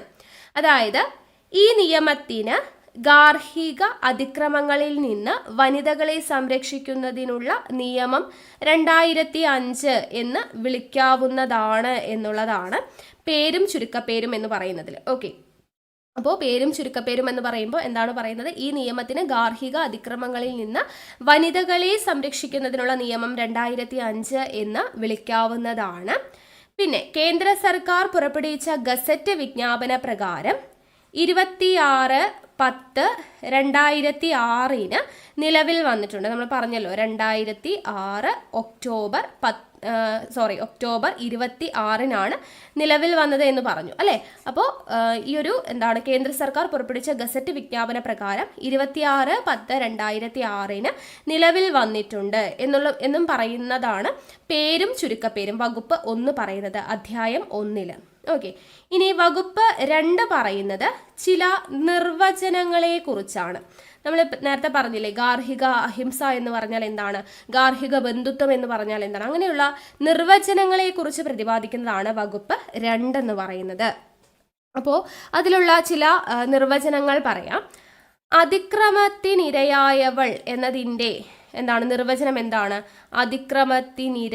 അതിക്രമത്തിനിരയായവൾ എന്നതുകൊണ്ട് ഉദ്ദേശിക്കുന്നത് എതിർകക്ഷിയുമായി കുടുംബബന്ധം ഉള്ളതും ഗാർഹിക അതിക്രമത്തിന് ഇരയായിട്ടുള്ളതുമായ വനിത എന്നാണ് അർത്ഥം. എതിർകക്ഷിയുമായി കുടുംബബന്ധം ഉള്ളതും ഗാർഹിക അതിക്രമത്തിന് ഇരയായിട്ടുള്ളതുമായ വനിത എന്നുമാണ് അതിക്രമത്തിനിരയായവൾ എന്നതിൻ്റെ അർത്ഥം. ഇനിയൊരു എന്താണ് നിയമപ്രകാരം കുട്ടി എന്ന് പറഞ്ഞാൽ കുട്ടി എന്നതിൻ്റെ നിർവചനം എന്താണ് പറയുന്നത്? ദത്തെടുത്തതോ പരജാതയോ വളർത്തുകുട്ടിയോ ഉൾപ്പെടെ 18 വയസ്സിന് താഴെയുള്ള ഏതൊരാളെയുമാണ് കുട്ടി എന്ന് ഉദ്ദേശിക്കുന്നത്. അത് ദത്തെടുത്തതാവാം, പരജാതയാവാം, വളർത്തുകുട്ടിയാവാം. ഓക്കെ, അപ്പം എങ്ങനെയുള്ള കുട്ടിയാണെങ്കിലും 18 വയസ്സിന് താഴെയുള്ള ഏതൊരാളും കുട്ടി എന്ന വിഭാഗത്തിലാണ് വരുന്നത്. അത് അടുത്തൊരു നിർവചനമാണ്. ഇനി അടുത്തത് നഷ്ടപരിഹാര ഉത്തരവ് എന്നതിൻ്റെ നിർവചനം എന്താണ് പറയുന്നത്? നഷ്ടപരിഹാര ഉത്തരവ് എന്നാൽ 22-ാം വകുപ്പ് പ്രകാരം അനുവദിച്ചത് എന്നതാണ് അർത്ഥം. 22-ാം വകുപ്പ് പ്രകാരം അനുവദിച്ചത് എന്നതാണ് നഷ്ടപരിഹാര ഉത്തരവ്. ഇനി സംരക്ഷണ ഉത്തരവ് എന്നാൽ 21-ാം വകുപ്പ് പ്രകാരം അനുവദിച്ചത് എന്നതാണ് അർത്ഥം. 21-ാം വകുപ്പ് പ്രകാരം അനുവദിച്ചത് എന്നതാണ് അർത്ഥം. ഇനി ഗാർഹിക സംഭവ റിപ്പോർട്ട് DIR എന്താണെന്നുള്ളത് നമ്മൾ പറഞ്ഞല്ലോ. എന്താണ് DIR? ഗാർഹിക അതിക്രമത്തെക്കുറിച്ച് പരാതിക്കാരിയിൽ നിന്നും ലഭിച്ച പരാതി നിർദ്ദിഷ്ട ഫോറത്തിൽ തയ്യാറാക്കിയത് എന്നതാണ് ഗാർഹിക സംഭവ റിപ്പോർട്ട് അല്ലെങ്കിൽ DIR എന്നതിൻ്റെ നിർവചനം. ഓക്കെ, ഗാർഹിക അതിക്രമത്തെക്കുറിച്ച് പരാതിക്കാരിയിൽ നിന്നും ലഭിച്ച പരാതി നിർദ്ദിഷ്ട ഫോറത്തിൽ തയ്യാറാക്കിയത് എന്നതാണ് അർത്ഥം. അടുത്തത് കുടുംബ ബന്ധം എന്നത് നമ്മൾ നേരത്തെ പറഞ്ഞിട്ടുണ്ടായിരുന്നു. രക്തബന്ധം, വിവാഹ സമാനമായ ബന്ധം, ദത്തെടുക്കൽ, കൂട്ടുകുടുംബം തുടങ്ങിയ കാരണങ്ങളാൽ എപ്പോഴെങ്കിലും ഒരു കൂരയ്ക്കു കീഴിൽ, ഇപ്പോൾ താമസിക്കുന്നില്ലെങ്കിലും എപ്പോഴെങ്കിലും ഒരു കൂരയ്ക്ക് കീഴിൽ താമസിച്ചതു മൂലമുണ്ടായ ബന്ധം എന്നുള്ള അർത്ഥത്തിലാണ് കുടുംബ ബന്ധം എന്ന് പറയുന്നത്. ഓക്കെ, രക്തബന്ധം, വിവാഹ സമാനമായ ബന്ധം, ദത്തെടുക്കൽ, കൂട്ടുകുടുംബം തുടങ്ങിയ കാരണങ്ങളാൽ എപ്പോഴെങ്കിലും ഒരു കൂരയ്ക്ക് കീഴിൽ താമസിച്ചതു മൂലമുണ്ടായ ബന്ധം എന്നതാണ് കുടുംബ ബന്ധം എന്നതുകൊണ്ട് ഉദ്ദേശിക്കുന്നത്. ഇനി ഗാർഹിക അതിക്രമം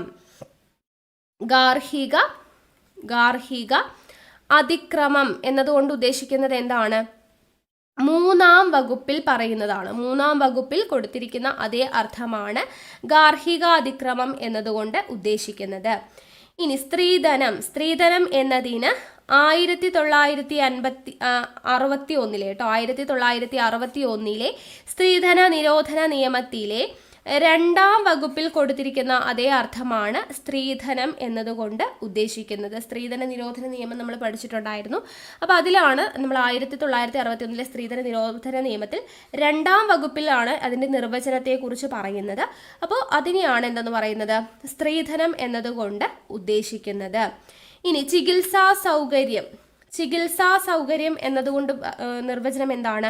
ഈ നിയമം നടപ്പിലാക്കുന്നതിനായിട്ട് നിഷ്കർഷിച്ച് വിജ്ഞാപനം പുറപ്പെടുവിച്ചിട്ടുള്ള സൗകര്യങ്ങൾ എന്നുള്ളതാണ് ചികിത്സ എന്നതുകൊണ്ട് ഉദ്ദേശിക്കുന്നത്. ഇനി സാമ്പത്തിക സഹായം എന്നതുകൊണ്ട് ഉദ്ദേശിക്കുന്നത് എന്താണ്?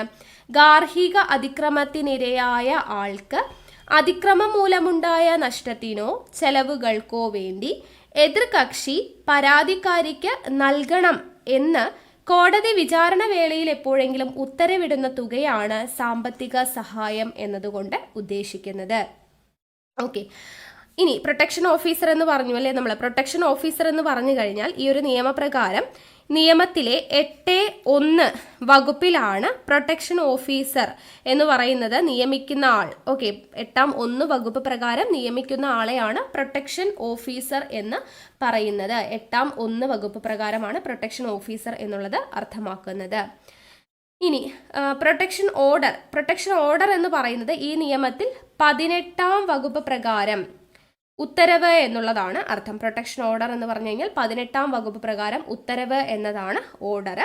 ഇനി റെസിഡൻസ് ഓർഡർ എന്ന് പറഞ്ഞാൽ ഈ നിയമത്തിലെ 19(1) വകുപ്പ് പ്രകാരം ഉത്തരവ് എന്ന അർത്ഥം വരുന്നതാണ് റെസിഡൻസ് ഓർഡർ എന്ന് പറയുന്നത്. ഓക്കെ, ഇനി സർവീസ് പ്രൊവൈഡർ നമ്മൾ പറഞ്ഞില്ലേ, സേവനദാതാവ് അഥവാ സർവീസ് പ്രൊവൈഡർ എന്ന് പറഞ്ഞു കഴിഞ്ഞാൽ ഇതിൽ 10(1) വകുപ്പ് 10(1) പ്രകാരം രജിസ്റ്റർ ചെയ്തിട്ടുള്ള ഒരു സ്ഥാപനത്തെയാണ് സേവനദാതാവ് അഥവാ സർവീസ് പ്രൊവൈഡർ എന്ന് പറയുന്നത്. വകുപ്പ് 10(1) പ്രകാരം രജിസ്റ്റർ ചെയ്ത ഒരു സ്ഥാപനത്തെയാണ് പറയുന്നത്. ഇനി എന്താണ് ഷെൽട്ടർ ഹോം? ഷെൽട്ടർ ഹോം എന്നതുകൊണ്ട് ഉദ്ദേശിക്കുന്നത് എന്താണ്? ഈ നിയമം നടപ്പിലാക്കുന്നതിന് വേണ്ടിയിട്ട് സർക്കാർ വിജ്ഞാപനം വഴി നിലവിൽ വന്നിട്ടുള്ള ഭവനമാണ്. ഈ നിയമം നടപ്പിലാക്കുന്നതിന് വേണ്ടിയിട്ട് സർക്കാർ വിജ്ഞാപനം വഴി നിലവിൽ വന്നിട്ടുള്ള ഭവനമാണ് ഷെൽട്ടർ ഹോം എന്നതുകൊണ്ട് ഉദ്ദേശിക്കുന്നത്. ഓക്കെ, അപ്പോൾ ഇത്രയും കാര്യങ്ങളാണ് അധ്യായം 1 പറയുന്നത്. പ്രാരംഭം എന്ന് പറയുന്നതിൽ 1-ാമത്തെ വകുപ്പിൽ പേരും ചുരുക്കപ്പേരും, 2-ാമത്തെ വകുപ്പിൽ നിർവചനങ്ങളെ കുറിച്ചാണ് പറഞ്ഞത്. ഇനി അടുത്തത് അധ്യായം 2. അധ്യായം 2 എന്ന് പറയുന്നത് ഗാർഹിക അതിക്രമത്തെ കുറിച്ചാണ് പറയുന്നത്. അധ്യായം 2-ൽ പ്രതിപാദിക്കുന്നത് എന്താണ്? ഗാർഹിക അതിക്രമമാണ്. അപ്പോൾ ഈ ഗാർഹിക അതിക്രമം എന്ന് പറയുന്നതിൻ്റെ നിർവചനമാണ് ഈ അധ്യായം 2-ൽ പറയുന്നത്. ഗാർഹിക അതിക്രമം എന്ന് പറയുമ്പോൾ എന്തൊക്കെ തരത്തിലാണ് വരുന്നത്? 1, മാനസികമോ ശാരീരികമോ ആയി പരാതിക്കാരിയായ ആളിനെ ഉപദ്രവിക്കുകയോ മുറിവേൽപ്പിക്കുകയോ ആരോഗ്യ സുരക്ഷ, ജീവൻ, ശാരീരിക അവയവങ്ങൾ, സ്വാസ്ഥ്യം എന്നിവ അപകടത്തിലാക്കുകയോ അതിനൊരുമ്പെടുകയോ ചെയ്യുന്നത്. ഇത് എന്താണ്? ഗാർഹിക അതിക്രമമാണ്. അപ്പോൾ എതിർകക്ഷിയുടെ ഏതെങ്കിലുമൊക്കെ പെരുമാറ്റം കൊണ്ട് എന്താണ് ഗാർഹിക അതിക്രമം നടക്കുകയാണെങ്കിൽ അതെല്ലാം എന്തിൽ വരും? ഗാർഹിക അതിക്രമത്തിൽ വരും. അപ്പം അതിലൊന്നാണ് മാനസികമോ ശാരീരികമോ ആയിട്ട് പരാതിക്കാരിയായ ആളിനെ ഉപദ്രവിക്കുകയോ മുറിവേൽപ്പിക്കുകയോ. എങ്ങനെയൊക്കെ ആവാം? മാനസികമായിട്ടാണെങ്കിലും ശരി, ശാരീരികമായിട്ടാണെങ്കിലും ശരി, പരാതിക്കാരിയായ ആളിനെ ഉപദ്രവിക്കുകയോ മുറിവേൽപ്പിക്കുകയോ ആരോഗ്യ സുരക്ഷ, ജീവൻ, ശാരീരിക അവയവങ്ങൾ, സ്വാസ്ഥ്യം എന്നിവ അപകടത്തിലാക്കുകയോ അതിനൊരുമ്പിടുകയോ ചെയ്യുന്നത് എന്താണ്? ഗാർഹിക അതിക്രമമാണ്. ശാരീരികമായും ലൈംഗികമായും വാചികമായും വൈകാരികമായും സാമ്പത്തികമായും ചൂഷണം ചെയ്യുന്നത് ഇതിൽ ഉൾപ്പെടും. നമ്മൾ നേരത്തെ പറഞ്ഞില്ലേ ഏതൊക്കെയാണ് ഗാർഹിക ഹിംസ എന്ന് പറഞ്ഞത്? അത് ശാരീരികമാവാം, ലൈംഗികമാവാം, വാചികമാകാം. വാചികം വാക്കുകളാൽ അല്ലെ കളിയാക്കുന്നതും ഭീഷണിപ്പെടുത്തുന്നതും ഒക്കെ പറഞ്ഞു, വാക്കുകൾ കൊണ്ട്. വാചികമാവാം, വൈകാരികമാവാം, സാമ്പത്തികമാവാം. ഇങ്ങനെയുള്ള ചൂഷണം ചെയ്യുന്നതെല്ലാം എന്തിൽ വരും? ഇതെല്ലാം ഗാർഹിക അതിക്രമത്തിൽ വരുന്നതാണ്. ഇനി 2-ാമതായിട്ട് പറയുന്നത് സ്ത്രീധനം, മറ്റു സ്വത്തുക്കൾ, വിലയുള്ള ജാമ്യം എന്നീ നിയമവിരുദ്ധ കാര്യങ്ങൾ നേടുന്നതിന് പരാതിക്കാരിയെയോ അവരുമായി ബന്ധമുള്ള മറ്റേതെങ്കിലും വ്യക്തിയെയോ ശല്യം ചെയ്യുകയോ ദ്രോഹിക്കുകയോ പരിക്ക് പറ്റിക്കുകയോ ചെയ്യുന്ന പ്രവർത്തികൾ. ഓക്കെ, സ്ത്രീധനം ലഭിക്കുന്നതിന് വേണ്ടിയിട്ടോ അല്ലെങ്കിൽ മറ്റ് സ്വത്തുക്കൾ ലഭിക്കുന്നതിന് വേണ്ടിയിട്ടോ അല്ലെങ്കിൽ വിലയുള്ള ജാമ്യം ലഭിക്കുന്നതിന് വേണ്ടിയിട്ടോ ഒക്കെ നിയമവിരുദ്ധ കാര്യങ്ങൾ ഇതിലൂടെ നേടുന്നതിന് പരാതിക്കാരിയെ അല്ലെങ്കിൽ അവരുമായി ബന്ധമുള്ള ഏതെങ്കിലും വ്യക്തിയെ ശല്യം ചെയ്യുക, ദ്രോഹിക്കുക, പരിക്ക് പറ്റിക്കുക, ഇതെല്ലാം എന്തിൽ വരും? ഗാർഹിക അതിക്രമമായിട്ട് കൂട്ടുന്നതാണ്. അടുത്തത് എ, ബി എന്നീ വകുപ്പുകളിൽ പരാമർശിക്കുന്ന പെരുമാറ്റം മൂലം, അതായത് നമ്മളിപ്പോൾ പറഞ്ഞത് ഇത് എ ആണ് കേട്ടോ, എ ബി ആണ്. അതായത് ഗാർഹിക അതിക്രമം എന്ന് പറയുന്നതിൽ വകുപ്പ് 3A ഇത് പറയുന്നത് കേട്ടോ. ഈ പറയുന്നത് 3A. 2-ാമത് പറഞ്ഞ സ്ത്രീധനം ഇതിനൊക്കെ വേണ്ടിയിട്ട് ചെയ്യുന്നത് 3B ആണ്. അടുത്തത് 3C എന്താണ് പറയുന്നത്? ഈ എയിലും ബിയിലും പറഞ്ഞ കാര്യങ്ങളുണ്ടല്ലോ, വകുപ്പുകളിൽ പരാമർശിക്കുന്നതിൻ്റെ പെരുമാറ്റം മൂലം പരാതിക്കാരിക്കോ അവരുടെ ബന്ധുവിനോ ഭീതിജനകമായ അവസ്ഥ ഉണ്ടാകുക. അതാണ് സിയിൽ പറയുന്നത്, ഭീതിജനകമായ അവസ്ഥ ഉണ്ടാക്കുക. ഇനി അടുത്തത് ഡി പറയുന്നത് എന്താണ്? വകുപ്പ് 3D പറയുന്നത് മറ്റേതെങ്കിലും തരത്തിൽ പരാതിക്കാരിക്ക് ശാരീരികമോ മാനസികമോ ആയിട്ട് ഉപദ്രവം ഏൽപ്പിക്കുക അല്ലെങ്കിൽ ക്ഷതം ഏൽപ്പിക്കുക അല്ലെങ്കിൽ ക്ലേശം അനുഭവിപ്പിക്കുക, ഇതൊക്കെ എന്താണ്? ഇത് വരുന്നതാണ് 3D എന്ന് പറയുന്നത്. ഇതെല്ലാം ഗാർഹിക അതിക്രമത്തിൽ വരുന്നതാണ്. ഓക്കെ, അപ്പോൾ ഗാർഹിക അതിക്രമം മനസ്സിലായല്ലോ. 4 കാര്യങ്ങളാണ് പഠിച്ചത്. വകുപ്പ് 3 പറയുന്നത് കേട്ടോ. ഗാർഹിക അതിക്രമത്തിന്റെ നിർവചനത്തെക്കുറിച്ച് പറയുന്ന വകുപ്പ് 3. അധ്യായം 2-ലാണ് ഗാർഹിക അതിക്രമം. വകുപ്പ് ചോദിച്ചു കഴിഞ്ഞാൽ 3-ലാണ് പറയുന്നത്. അപ്പോൾ 3A പറയുന്നത് എന്തായിരുന്നു? മാനസികമോ ശാരീരികമോ ആയി പരാതിക്കാരിയായ ആളിനെ ഉപദ്രവിക്കുകയോ മുറിവേൽപ്പിക്കുകയോ ആരോഗ്യ സുരക്ഷ, ജീവൻ, ശാരീരിക അവയവങ്ങൾ, സ്വാസ്ഥ്യം എന്നിവ അപകടത്തിലാക്കുകയോ അതിനൊരുമ്പെടുകയോ ചെയ്യുന്നതും ശാരീരികമായും ലൈംഗികമായും വാചികമായും വൈകാരികമായും സാമ്പത്തികമായും ചൂഷണം ചെയ്യുന്നതും എല്ലാം ഗാർഹിക അതിക്രമമാണെന്ന് പറഞ്ഞു. ഇനി 3B പറയുന്നത് എന്താണ്? സ്ത്രീധനം, മറ്റ് സ്വത്തുക്കൾ, വിലയുള്ള ജാമ്യം എന്നിവയെല്ലാം നേടുന്നതിന് വേണ്ടിയിട്ട് പരാതിക്കാരിയെയോ അല്ലെങ്കിൽ അവരുമായി ബന്ധമുള്ള മറ്റാരെയെങ്കിലുമോ വ്യക്തിയെയോ ശല്യം ചെയ്യുകയോ ദ്രോഹിക്കുകയോ പരിക്ക് പറ്റുകയോ ചെയ്യുന്ന പ്രവർത്തികൾ ഗാർഹിക അതിക്രമമാണെന്ന് പറയുന്നു. 3C പറഞ്ഞത് ഈ എയിലും ബിയിലും പറഞ്ഞ വകുപ്പുകളിൽ പരാമർശിക്കുന്ന പെരുമാറ്റം കൊണ്ട് പരാതിക്കാരിക്കോ അല്ലെങ്കിൽ അവരുടെ ബന്ധുവിനോ ഭീതിജനകമായ അവസ്ഥയുണ്ടാക്കുക, അതും ഗാർഹിക അതിക്രമമാണ്. ഇനി 3D എന്താണ് പറയുന്നത്? മറ്റേതെങ്കിലുമൊക്കെ തരത്തിൽ പരാതിക്കാരിക്ക് ശാരീരികമോ മാനസികമോ ആയിട്ട് ഉപദ്രവം, ക്ഷതം, ക്ലേശം എന്നിവ ഉണ്ടാക്കുന്നതാണ് 3D പറയുന്നത് എന്നതും ഓർത്തിരിക്കുക. ഓക്കെ, ഇനി അടുത്തത് പറയുന്നത് അധ്യായം 3 അധ്യായം 3 പ്രതിപാദിക്കുന്നത് പ്രൊട്ടക്ഷൻ ഓഫീസർ, സേവനദാതാക്കൾ തുടങ്ങിയവരുടെ അധികാരങ്ങളും ചുമതലകളുമാണ്. പ്രൊട്ടക്ഷൻ ഓഫീസർ, സേവനദാതാക്കൾ തുടങ്ങിയവരുടെ അധികാരങ്ങളും ചുമതലകളെയും കുറിച്ച് പറയുന്നതാണ് അധ്യായം 3 എന്ന് പറയുന്നത്. അപ്പോൾ ഇത് വകുപ്പ് 4 വകുപ്പാണ് വരുന്നത്. 4(1) പറയുന്നത് എന്താണ്? ഒരു ഗാർഹിക അതിക്രമം നടന്നുവെന്നോ നടക്കുന്നുവെന്നോ അല്ലെങ്കിൽ നടക്കാൻ സാധ്യത ഉണ്ട് എന്നോ അറിയാവുന്ന ഏതൊരാൾക്കും പ്രസ്തുത വിവരം ബന്ധപ്പെട്ട പ്രൊട്ടക്ഷൻ ഓഫീസറെ അറിയിക്കാവുന്നതാണ് എന്ന് പറയുന്ന വകുപ്പാണ് 4(1). അധ്യായം 3 വരുന്നതാണ് വകുപ്പ് 4(1). എന്താണ് പറയുന്നത്? ഒരു ഗാർഹിക അതിക്രമം നടന്നു എന്നോ അല്ലെങ്കിൽ നടക്കുന്നു എന്നോ അല്ലെങ്കിൽ നടക്കാൻ സാധ്യത ഉണ്ട് എന്നോ അറിയാവുന്ന ഏതൊരാൾക്കും പ്രസ്തുത വിവരം ബന്ധപ്പെട്ട പ്രൊട്ടക്ഷൻ ഓഫീസറെ അറിയിക്കുവാനുള്ള അവകാശം അറിയിക്കാവുന്നതാണ് എന്നതിനെക്കുറിച്ച് പറയുന്ന വകുപ്പാണ് വകുപ്പ് 4(1). ഇനി വകുപ്പ് 4(2) പറയുന്നത് എന്താണ്?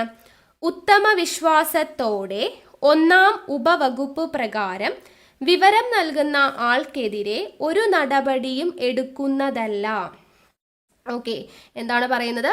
ഉത്തമ വിശ്വാസത്തോടെ 1-ാം വകുപ്പ് പ്രകാരം, ഇവിടെ നമ്മൾ പറഞ്ഞില്ലേ നടന്നു അല്ലെങ്കിൽ നടക്കുന്നു അല്ലെങ്കിൽ നടക്കാൻ സാധ്യതയുള്ള ഒരു കാര്യത്തെ പറ്റി പ്രൊട്ടക്ഷൻ ഓഫീസറോട് പരാതി നൽകാവുന്നതാണ്. അപ്പം അങ്ങനെ പരാതി നൽകുന്നതിനനുസരിച്ചിട്ട് അങ്ങനത്തെ ആ ഒരു ഉപവകുപ്പ് പ്രകാരം വിവരം നൽകിയ ആൾ ആരാണോ അയാൾക്കെതിരെ ഒരു നടപടിയും എടുക്കാൻ പാടില്ല എന്ന് പറയുന്നതാണ്, എടുക്കുന്നതല്ല എന്ന് പറയുന്നതിനാണ് വകുപ്പ് 4(2) പറയുന്നത്. ഓക്കെ, അപ്പോൾ പ്രൊട്ടക്ഷൻ ഓഫീസറോട് എന്തെങ്കിലും ഗാർഹിക അതിക്രമം നടന്നു എന്നോ നടക്കുന്നുവെന്നോ അല്ലെങ്കിൽ നടക്കാൻ സാധ്യതയുണ്ടോ എന്ന് അറിയിപ്പ് കിട്ടിക്കഴിഞ്ഞാൽ അത് പ്രൊട്ടക്ഷൻ ഓഫീസറെ അറിയിക്കാം എന്ന് പറയുന്നത് 4(1). അങ്ങനെ അറിയിച്ചു കഴിഞ്ഞാൽ അയാൾക്കെതിരെ, ഈ അറിയിക്കുന്ന ആൾക്കെതിരെ ഒരു നടപടിയും എടുക്കുന്നതല്ല എന്ന് പറയുന്ന വകുപ്പാണ് വകുപ്പ് 4(2) പറയുന്നത്. ഇനി അധ്യായം 3 തന്നെ വകുപ്പ് 5 പറയുന്നത് എന്താണ്? പോലീസ് ഉദ്യോഗസ്ഥരുടെയും സർവീസ് പ്രൊവൈഡറുടെയും മജിസ്ട്രേറ്റിൻ്റെയും എല്ലാം ചുമതലകളെ കുറിച്ചാണ് പറയുന്നത്. ഓക്കെ, പോലീസ് ഉദ്യോഗസ്ഥർ, അതുപോലെ തന്നെ സർവീസ് പ്രൊവൈഡർ അല്ലെങ്കിൽ സേവനദാതാവ്, മജിസ്ട്രേറ്റ് തുടങ്ങിയവരുടെ ചുമതലകളെ കുറിച്ച് പ്രതിപാദിക്കുന്ന വകുപ്പാണ് വകുപ്പ് 5 എന്ന് പറയുന്നത്. അപ്പോൾ ഒരു പോലീസ് ഓഫീസറോ അല്ലെങ്കിൽ ഒരു സർവീസ് പ്രൊവൈഡർ, സേവനദാതാവോ മജിസ്ട്രേറ്റോ ഗാർഹിക അതിക്രമത്തെക്കുറിച്ച് പരാതിയോ വിവരമോ ലഭിച്ച ഉടൻ തന്നെ ഈ കാര്യങ്ങൾ പീഡനത്തിന് ഇരയായിട്ടുള്ള ആളുകളെ അറിയിക്കേണ്ടതുണ്ട്. എന്തൊക്കെ കാര്യങ്ങളാണ് അറിയിക്കേണ്ടത് എന്നുള്ളത് പറയാം. അതായത് പോലീസ് ഓഫീസറോ സർവീസ് പ്രൊവൈഡറോ മജിസ്ട്രേറ്റോ ഗാർഹിക അതിക്രമത്തെക്കുറിച്ച് ഒരു പരാതിയോ എന്തെങ്കിലും വിവരമോ ലഭിച്ചു കഴിഞ്ഞാൽ പീഡനത്തിന് ഇരയായ ആളുകളെ അറിയിക്കേണ്ട ചില കാര്യങ്ങളുണ്ട്. അതിനെക്കുറിച്ചാണ് വകുപ്പിൽ 5 പറയുന്നത്. അതിലൊന്നാമത്തെ കാര്യം എന്ന് പറയുന്നത്, വകുപ്പ് 5 എന്ന് പറയുന്നത് എന്താണ്? പരാതിക്കാരിക്ക് പ്രൊട്ടക്ഷൻ ഓർഡർ, സാമ്പത്തിക പരിഹാരം, കസ്റ്റഡി ഓർഡർ, റെസിഡൻസ് ഓർഡർ, നഷ്ടപരിഹാരം എന്നിവയിലൊന്നോ അതിൽ കൂടുതലോ പരിഹാരങ്ങൾക്ക് വേണ്ടി അപേക്ഷ നൽകുവാൻ അവകാശമുണ്ട് എന്ന് പ്രതിപാദിക്കുന്നതാണ് 5(a) പറയുന്നത്. എന്താണ്? പരാതിക്കാരിക്ക് പ്രൊട്ടക്ഷൻ ഓർഡർ, നമ്മൾ ഇതിൻ്റെ എല്ലാം ഡെഫിനിഷൻ എന്താണെന്ന് പറഞ്ഞു അല്ലേ? പ്രൊട്ടക്ഷൻ ഓർഡർ എന്ന് പറയുന്നത്, അതുപോലെ സാമ്പത്തിക പരിഹാരം, കസ്റ്റഡി ഓർഡർ, റെസിഡൻസ് ഓർഡർ, നഷ്ടപരിഹാരം എന്നിവയിലെ ഒന്നോ അല്ലെങ്കിൽ അതിൽ കൂടുതലോ പരിഹാരങ്ങൾക്ക് വേണ്ടി അപേക്ഷ നൽകുവാൻ അവകാശമുണ്ട് എന്നാണ് പറയുന്നത്. ഇനി 5B പറയുന്നത് എന്താണ്? സേവനദാതാക്കൾ ലഭ്യമാണ് എന്ന് പറയുന്നതാണ്. സേവനദാതാക്കൾ ലഭ്യമാണ്, സർവീസ് പ്രൊവൈഡേഴ്സ് ലഭ്യമാണ് എന്ന് പറയുന്ന വകുപ്പാണ് 5B എന്ന് പറയുന്നത്. 5C എന്താണ് പറയുന്നത്? പ്രൊട്ടക്ഷൻ ഓഫീസർമാരുടെ സേവനം ലഭ്യമാണ് എന്ന് പറയുന്നതാണ് 5C എന്ന് പറയുന്നത്. പ്രൊട്ടക്ഷൻ ഓഫീസർമാരുടെ സേവനം ലഭ്യമാണ്. ഇനി 5D പറയുന്നത് എന്താണ്? സൗജന്യ നിയമസഹായം ലഭ്യമാണ് എന്ന് പറയുന്ന വകുപ്പാണ് വകുപ്പ് 5D. ഇനി വകുപ്പ് 5E എന്താണ് പറയുന്നത്? ആവശ്യമാണെങ്കിൽ ഇന്ത്യൻ പീനൽ കോഡിലെ 498A പ്രകാരം സ്ത്രീധന പീഡനത്തിനെതിരെ കേസ് കൊടുക്കുവാനുള്ള അവകാശം ഉണ്ട്. അപ്പോൾ ആവശ്യമെങ്കിൽ ഇന്ത്യൻ പീനൽ കോഡിലെ IPC സെക്ഷൻ 498A വകുപ്പ് പ്രകാരം സ്ത്രീധന പീഡനത്തിനെതിരെ കേസ് കൊടുക്കുവാനുള്ള അവകാശമുണ്ട് എന്ന് പറയുന്നു. എന്നാൽ ഈ നിയമപ്രകാരം നടപടിയെടുക്കേണ്ട ഒരു കുറ്റത്തെ സംബന്ധിച്ച് വിവരം ലഭിക്കുന്ന പോലീസ് ഉദ്യോഗസ്ഥനുമേൽ കാര്യങ്ങൾ ഒരു ഒഴിവുകിഴിവ് ആയി കാണാൻ പാടില്ല എന്നും പറയുന്നുണ്ട്. 5E പറയുന്ന കാര്യങ്ങളാണ്. ഓക്കെ, ഇനി അടുത്തത് അധ്യായം 3 വകുപ്പ് 6 പറയുന്നത് എന്താണ്? ഷെൽട്ടർ ഹോമുകളുടെ ചുമതലയെക്കുറിച്ചാണ്. ഷെൽട്ടർ ഹോമുകളുടെ ചുമതലയെക്കുറിച്ച് പറയുന്നതാണ് വകുപ്പ് 6 എന്ന് പറയുന്നത്. ഓക്കെ, അതായത് ഒരു പ്രൊട്ടക്ഷൻ ഓഫീസറോ സർവീസ് പ്രൊവൈഡറോ അല്ലെങ്കിൽ പരാതിക്കാരി നേരിട്ടോ അഭയം നൽകണം എന്ന് അപേക്ഷിച്ചു കഴിഞ്ഞാൽ ഷെൽട്ടർ ഹോമിൻ്റെ ചുമതല ആർക്കാണോ അത് അവർ വിട്ടു നൽകണം, ഷെൽട്ടർ ഹോം നൽകണം എന്നാണ് ഇവിടെ വകുപ്പ് 6 പറയുന്നത്. ഇനി വകുപ്പ് 7 പറയുന്നത് ചികിത്സാ സംവിധാനത്തെക്കുറിച്ചാണ്. ചികിത്സാ സംവിധാനത്തെക്കുറിച്ച് പ്രതിപാദിക്കുന്ന വകുപ്പാണ് വകുപ്പ് 7. അത് പരാതിക്കാരി നേരിട്ടോ അല്ലെങ്കിൽ അവർക്ക് വേണ്ടി പ്രൊട്ടക്ഷൻ ഓഫീസറോ സർവീസ് പ്രൊവൈഡറോ പരാതിക്കാരിക്ക് ചികിത്സ നൽകണം എന്ന് ആവശ്യപ്പെട്ട് കഴിഞ്ഞാൽ മെഡിക്കൽ സംവിധാനത്തിന്റെ ചുമതലയുള്ള ആൾ എന്ത് ചെയ്യണം? ചികിത്സ ലഭ്യമാക്കണം എന്ന് പറയുന്നതാണ് 7ാമത്തെ വകുപ്പ്. ഇനി 8ാമത്തെ വകുപ്പ് പറയുന്നത് പ്രൊട്ടക്ഷൻ ഓഫീസറുടെ നിയമനത്തെ കുറിച്ചാണ്. നമ്മൾ നേരത്തെ പറഞ്ഞില്ലേ, പ്രൊട്ടക്ഷൻ ഓഫീസറുടെ നിയമനവുമായി ബന്ധപ്പെട്ടതാണ് വകുപ്പ് 8 എന്ന് പറയുന്നത്. അതിൽ 8.1 നമ്മൾ പറഞ്ഞു എന്താ? ഓരോ ജില്ലയിലും ആവശ്യമുള്ള പ്രൊട്ടക്ഷൻ ഓഫീസർമാരുടെ എണ്ണം, ഓരോരുത്തരും ചുമതല നിർവഹിക്കേണ്ട പ്രദേശം തുടങ്ങിയ കാര്യങ്ങളെക്കുറിച്ച് സർക്കാർ വിജ്ഞാപനം പുറപ്പെടുവിക്കേണ്ടതാണ് എന്ന് പറയുന്നതാണ് 8.1 പറയുന്നത്. ഇനി 8.2 പറയുന്നത് എന്താണ്? പ്രൊട്ടക്ഷൻ ഓഫീസർമാർ കഴിവതും നിശ്ചിത യോഗ്യതയും പരിചയമുള്ള വനിതകളായിരിക്കണം. പ്രൊട്ടക്ഷൻ ഓഫീസർമാർ നിശ്ചിത യോഗ്യതയുള്ളവരും പിന്നെന്താണ്? പരിചയമുള്ള വനിതകൾ ആയിരിക്കണം എന്നുള്ളത് പറയുന്നതാണ് വകുപ്പ് 8.2 എന്ന് പറയുന്നത്. ഇനി വകുപ്പ് 8.3 പറയുന്നത് എന്താണ്? പ്രൊട്ടക്ഷൻ ഓഫീസർമാരുടെ സേവന വേതന വ്യവസ്ഥകൾ നിശ്ചയിക്കുന്നത്. സേവന വേതന വ്യവസ്ഥകൾ. ഓക്കെ, പ്രൊട്ടക്ഷൻ ഓഫീസറുടെ സേവന വേതന വ്യവസ്ഥകൾ നിശ്ചയിക്കുന്ന തരത്തിലായിരിക്കും എന്ന് പറയുന്ന വകുപ്പാണ് 8.3 എന്ന് പറയുന്നത്. ഇനി അടുത്തത് 9ാമത്തെ വകുപ്പ് പ്രതിപാദിക്കുന്നത് പ്രൊട്ടക്ഷൻ ഓഫീസർമാരുടെ ചുമതലകളും പ്രവർത്തനങ്ങളുമാണ്. പ്രൊട്ടക്ഷൻ ഓഫീസർമാരുടെ ചുമതലകളും പ്രവർത്തനങ്ങളെയും കുറിച്ച് പ്രതിപാദിക്കുന്ന വകുപ്പാണ് വകുപ്പ് 9. അപ്പോൾ അതിലെ വകുപ്പ് 9.1 പറയുന്നത് പ്രൊട്ടക്ഷൻ ഓഫീസർമാരുടെ ചുമതലകളെ കുറിച്ചാണ്. ഓക്കെ, അപ്പോൾ വകുപ്പ് 9.1 പറയുന്ന പ്രൊട്ടക്ഷൻ ഓഫീസർമാരുടെ ചുമതല ഞാൻ പറയാം, ഒന്ന് നോട്ട് ചെയ്ത് വെച്ചേക്കണേ. 1ാമത്തെ ചുമതല പറയുന്നത്, അതായത് 9.1A പറയുന്നത് ഈ നിയമപ്രകാരമുള്ള പ്രവർത്തനങ്ങൾ നടത്തുന്നതിന് മജിസ്ട്രേറ്റിനെ സഹായിക്കുക. ഓക്കെ, നിയമപ്രകാരമുള്ള പ്രവർത്തനങ്ങൾ നടത്തുന്നതിന് മജിസ്ട്രേറ്റിനെ സഹായിക്കുക എന്നത് പ്രൊട്ടക്ഷൻ ഓഫീസറുടെ ചുമതലയാണ്. 2ാമത്തെ ചുമതല പരാതിക്കാരിൽ നിന്നും ലഭിച്ച പരാതി അനുസരിച്ച് നിശ്ചിത ഫോറത്തിൽ ഡൊമസ്റ്റിക് ഇൻസിഡന്റ് റിപ്പോർട്ട് തയ്യാറാക്കി അത് ബന്ധപ്പെട്ട മജിസ്ട്രേറ്റിന് സമർപ്പിക്കുകയും പകർപ്പുകൾ പോലീസ് ഉദ്യോഗസ്ഥൻ, സർവീസ് പ്രൊവൈഡർ എന്നിവയ്ക്ക് നൽകുകയും ചെയ്യുക. അപ്പോൾ DIR ഡൊമസ്റ്റിക് ഇൻസിഡന്റ് റിപ്പോർട്ട് തയ്യാറാക്കുവാനുള്ള ചുമതല ആർക്കാണ്? പ്രൊട്ടക്ഷൻ ഓഫീസറിനാണ്. അത് തയ്യാറാക്കിയതിന് ശേഷം അതിൻ്റെ കോപ്പി പകർപ്പുകൾ ആർക്ക് സമർപ്പിക്കണം? മജിസ്ട്രേറ്റിന്, അല്ലെ? റിപ്പോർട്ട് ഡയറക്റ്റ് ആയിട്ട് നമ്മൾ ആർക്ക് ഏൽപ്പിക്കണം? മജിസ്ട്രേറ്റിന് കൊടുക്കണം. അതിൻ്റെ പകർപ്പുകൾ ആർക്ക് കൊടുക്കണം? പോലീസ് ഉദ്യോഗസ്ഥനോ അല്ലെങ്കിൽ സേവന ദാതാവിനോ നൽകണം. പോലീസ് ഉദ്യോഗസ്ഥന് അല്ലെങ്കിൽ സർവീസ് പ്രൊവൈഡർക്ക് നൽകണം എന്ന് പറയുന്നു. അടുത്ത ഒരു ചുമതലയാണ് പ്രൊട്ടക്ഷൻ ഉത്തരവ് ലഭിക്കുന്നതിന് പരാതിക്കാരിയുടെ ആവശ്യപ്രകാരം നിർദ്ദിഷ്ട ഫോറത്തിൽ അപേക്ഷ തയ്യാറാക്കിയിട്ട് മജിസ്ട്രേറ്റിന് നൽകുക. പ്രൊട്ടക്ഷൻ ഓർഡർ ലഭിക്കുന്നതിന് വേണ്ടിയിട്ട് പരാതിക്കാരിയുടെ ആവശ്യപ്രകാരം എന്ത് ചെയ്യുക? നിർദ്ദിഷ്ട ഫോറത്തിൽ അപേക്ഷ തയ്യാറാക്കിയിട്ട് മജിസ്ട്രേറ്റിന് നൽകുക. അതുപോലെ സൗജന്യ നിയമസഹായം ലഭിക്കുന്നതിനുള്ള അപേക്ഷാ ഫോറം സൗജന്യമായിട്ട് നൽകുകയും നിയമസഹായം ലഭ്യമായി എന്ന് ഉറപ്പുവരുത്തുകയും ചെയ്യേണ്ടത് ആരുടെ കടമയാണ്? പ്രൊട്ടക്ഷൻ ഓഫീസറുടെ ചുമതലയാണ്. സൗജന്യ നിയമസഹായം ലഭിക്കുന്നതിന് വേണ്ടിയിട്ടുള്ള അപേക്ഷാ ഫോറം സൗജന്യമായിട്ട് നൽകണം. പിന്നെ നിയമസഹായം ലഭ്യമായി എന്ന് ഉറപ്പുവരുത്തുകയും ചെയ്യണം. തൻ്റെ സേവന പരിധിയിലുള്ള സർവീസ് പ്രൊവൈഡർ, കൗൺസിലിംഗ് സേവനങ്ങൾ, ഷെൽട്ടർ ഹോമുകൾ, ആരോഗ്യ സംവിധാനങ്ങൾ എന്നിവയുടെ ഡയറക്ടറീസ് തയ്യാറാക്കി സൂക്ഷിക്കുന്നതും ആരാണ്? പ്രൊട്ടക്ഷൻ ഓഫീസറാണ്. അവരുടെ സേവന പരിധിയിലുള്ള സർവീസ് പ്രൊവൈഡർ, സേവനദാതാവ്, കൗൺസിലിംഗ് സേവനങ്ങൾ, ഷെൽട്ടർ ഹോമുകൾ, ആരോഗ്യ സംവിധാനങ്ങൾ, ഇതിൻ്റെ എല്ലാം ഡയറക്ടറി സൂക്ഷിക്കേണ്ടതും പ്രൊട്ടക്ഷൻ ഓഫീസറാണ്. ഇനി പരാതിക്കാരെ ആവശ്യപ്പെടുന്നുവെങ്കിൽ അവർക്ക് സുരക്ഷിത ഷെൽട്ടർ ഹോം ലഭ്യമാക്കുകയും ഈ വിവരം ഷെൽട്ടർ ഹോം സ്ഥിതി ചെയ്യുന്ന സ്ഥലത്തെ ബന്ധപ്പെട്ട മജിസ്ട്രേറ്റ്, പോലീസ് സ്റ്റേഷൻ എന്നിവിടങ്ങളിൽ റിപ്പോർട്ട് ചെയ്യേണ്ടതുമാണ്. പരാതിക്കാരെ ആവശ്യപ്പെടുകയാണെങ്കിൽ മാത്രം അവർക്ക് സുരക്ഷിതമായിട്ട് ഷെൽട്ടർ ഹോം ലഭ്യമാക്കണം. അത് ആരെ അറിയിക്കണം? മജിസ്ട്രേറ്റിനെയും പോലീസ് സ്റ്റേഷനിലെയും അറിയിക്കുകയും ചെയ്യണം. പിന്നെ അടുത്തൊരു ചുമതലയാണ് ഗാർഹിക അതിക്രമത്തിന് ഇരയായവർക്ക് ശാരീരിക ക്ഷതം ഏറ്റിട്ടുണ്ടെങ്കിൽ വൈദ്യപരിശോധനയ്ക്ക് വിധേയമാക്കേണ്ടതും വൈദ്യപരിശോധനാ റിപ്പോർട്ട് ഗാർഹിക അതിക്രമം നടന്നതായി ആരോപിക്കപ്പെടുന്ന സ്ഥലത്തെ പോലീസ് സ്റ്റേഷൻ, മജിസ്ട്രേറ്റ് എന്നിവർക്ക് നൽകുക. അപ്പോൾ ഗാർഹിക അതിക്രമത്തിന് ഇരയായവർക്ക് ശാരീരമായിട്ട് ക്ഷതമേറ്റിട്ടുണ്ടെങ്കിൽ വൈദ്യപരിശോധനയ്ക്ക് വിധേയമാക്കണം. അതിൻ്റെ റിപ്പോർട്ട് ആരുടെ അടുത്ത് ഏൽപ്പിക്കണം? പോലീസ് സ്റ്റേഷനിലോ മജിസ്ട്രേറ്റിലോ ഏൽപ്പിക്കണം. അടുത്ത ചുമതലയാണ് 20-ാം വകുപ്പ് അനുസരിച്ച് ഉത്തരവായിട്ടുള്ള സാമ്പത്തിക സഹായം ലഭ്യമായി എന്ന് ഉറപ്പുവരുത്തുക. സാമ്പത്തിക സഹായം ലഭ്യമായി എന്ന് ഉറപ്പുവരുത്തുക. അല്ലെങ്കിൽ ഇത്തരത്തിലുള്ള മറ്റേതെങ്കിലും ചുമതലകൾ നിശ്ചയിച്ചിട്ടുണ്ടെങ്കിൽ അത് നിർവഹിക്കുക. ഇതെല്ലാം എന്താണ്?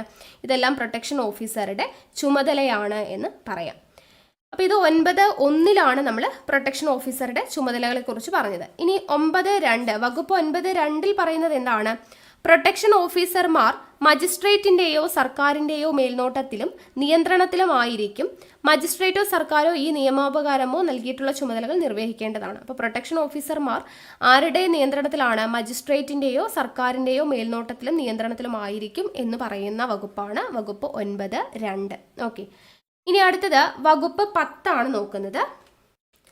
വകുപ്പ് 10 പറയുന്നത് സർവീസ് പ്രൊവൈഡേഴ്സിനെ കുറിച്ചാണ്. അതായത് സേവനദാതാവിനെ കുറിച്ച് പറയുന്നതാണ് വകുപ്പ് 10 എന്ന് പറയുന്നത്.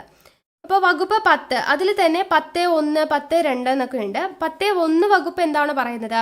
ചട്ടങ്ങൾക്ക് വിധേയമായി 1860 സൊസൈറ്റീസ് രജിസ്ട്രേഷൻ ആക്ട് പ്രകാരമോ 1956 കമ്പനി നിയമപ്രകാരമോ അല്ലെങ്കിൽ നിലവിലുള്ള മറ്റേതെങ്കിലും നിയമം വഴിയോ രജിസ്റ്റർ ചെയ്തിട്ടുള്ളതും സ്ത്രീകളുടെയും കുട്ടികളുടെയും സംരക്ഷണത്തിന് പ്രവർത്തിക്കുകയും ചെയ്യുന്ന ഏതെങ്കിലും ഒരു സന്നദ്ധ സംഘടന ഈ നിയമപ്രകാരം സർവീസ് പ്രൊവൈഡറായി പ്രവർത്തിക്കുന്നതിന് സംസ്ഥാന സർക്കാരിൽ രജിസ്റ്റർ ചെയ്യണം എന്ന് പറയുന്നതാണ് 10.1 എന്ന് പറയുന്ന വകുപ്പ്. ഓക്കെ, അപ്പോൾ ചട്ടങ്ങൾക്ക് വിധേയമായിട്ട് 1860 സൊസൈറ്റീസ് രജിസ്ട്രേഷൻ ആക്ട് പ്രകാരമോ 1956 കമ്പനി നിയമപ്രകാരമോ അല്ലെങ്കിൽ നിലവിലുള്ള മറ്റേതെങ്കിലും നിയമം വഴിയോ രജിസ്റ്റർ ചെയ്തിട്ടുള്ളതും സ്ത്രീകളുടെയും കുട്ടികളുടെയും സംരക്ഷണത്തിന് പ്രവർത്തിക്കുകയും ചെയ്യുന്ന ഒരു സംഘടന, സന്നദ്ധ സംഘടന ഈ നിയമപ്രകാരം സർവീസ് പ്രൊവൈഡർ ആണ് എന്ന് പറയുന്ന വകുപ്പാണ് 10.1. ഈ 1-ാം വകുപ്പ് പ്രകാരം രജിസ്റ്റർ ചെയ്തിട്ടുള്ള സർവീസ് പ്രൊവൈഡർമാർക്ക് കൊടുക്കുന്ന അധികാരങ്ങളെ കുറിച്ച് പറയുന്ന വകുപ്പാണ് 10.2. ഓക്കെ, അപ്പോൾ 1-ാം വകുപ്പ് പ്രകാരം രജിസ്റ്റർ ചെയ്തിട്ടുള്ള സർവീസ് പ്രൊവൈഡർമാർക്കുള്ള അധികാരങ്ങളാണ് പറയുന്നത് 10.2. അപ്പോൾ എന്തൊക്കെ അധികാരങ്ങളാണുള്ളത്? പരാതിക്കാരിയുടെ താൽപര്യപ്രകാരം നിശ്ചിത ഫോറത്തിൽ ഡൊമസ്റ്റിക് ഇൻസിഡന്റ് റിപ്പോർട്ട് തയ്യാറാക്കി ബന്ധപ്പെട്ട മജിസ്ട്രേറ്റ്, പ്രൊട്ടക്ഷൻ ഓഫീസർ എന്നിവർക്ക് നൽകുക.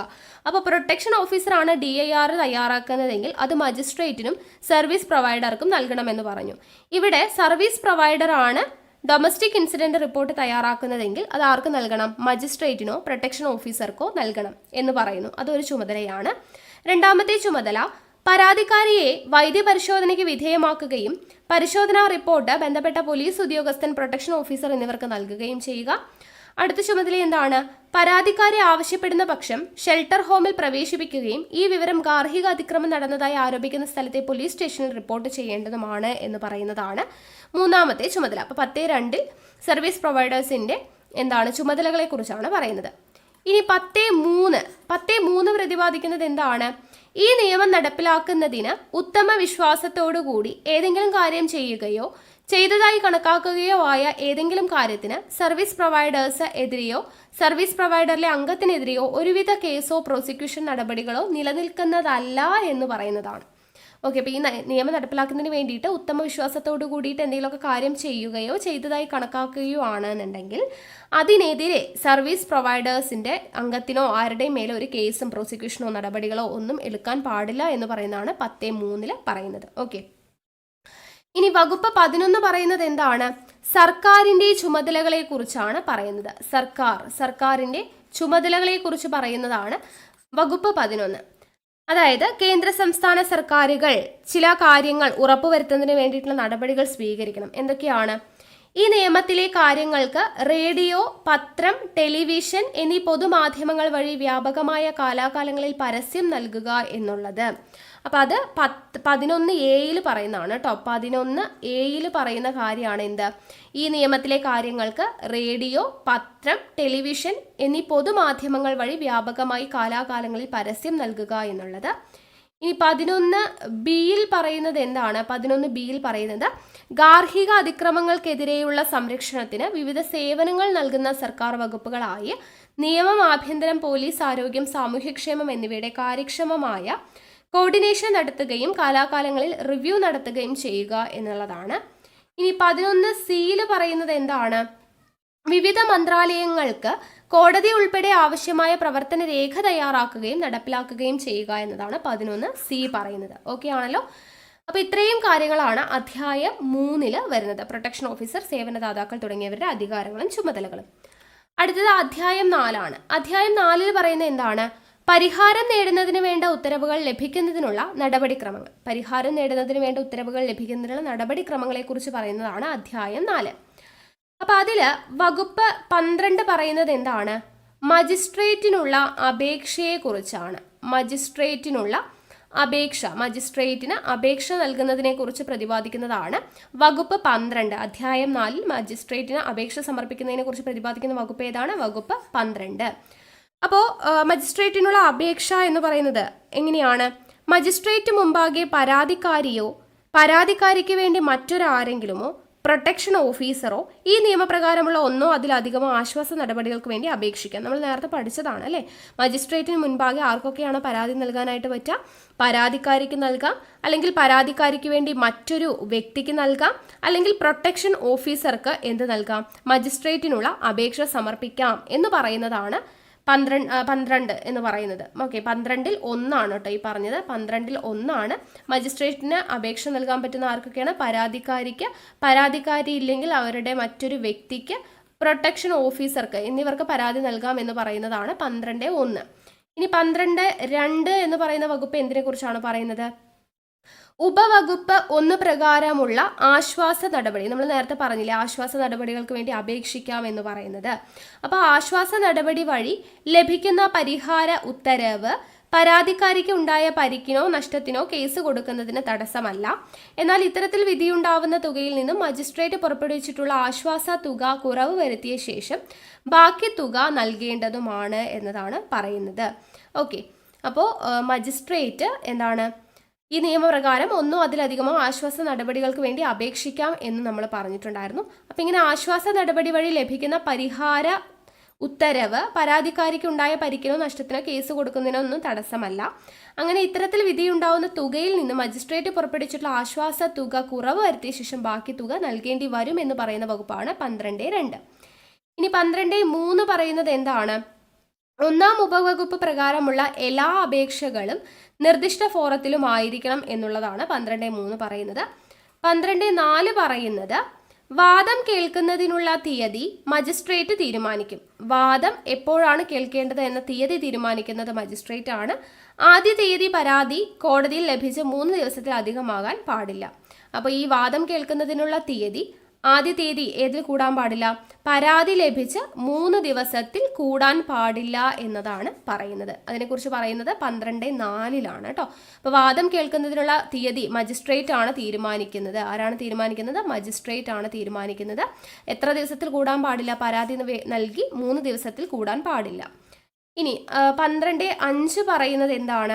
1-ാം ഉപവകുപ്പ് പ്രകാരമുള്ള പരാതികൾ ആദ്യ വിചാരണാ തീയതി മുതൽ 60 ദിവസത്തിനകം മജിസ്ട്രേറ്റ് തീർപ്പ് കൽപ്പിക്കേണ്ടതാണ്. അപ്പം മജിസ്ട്രേറ്റ് തീർപ്പ് കൽപ്പിക്കേണ്ടത് എത്ര ദിവസത്തിനകമാണ്?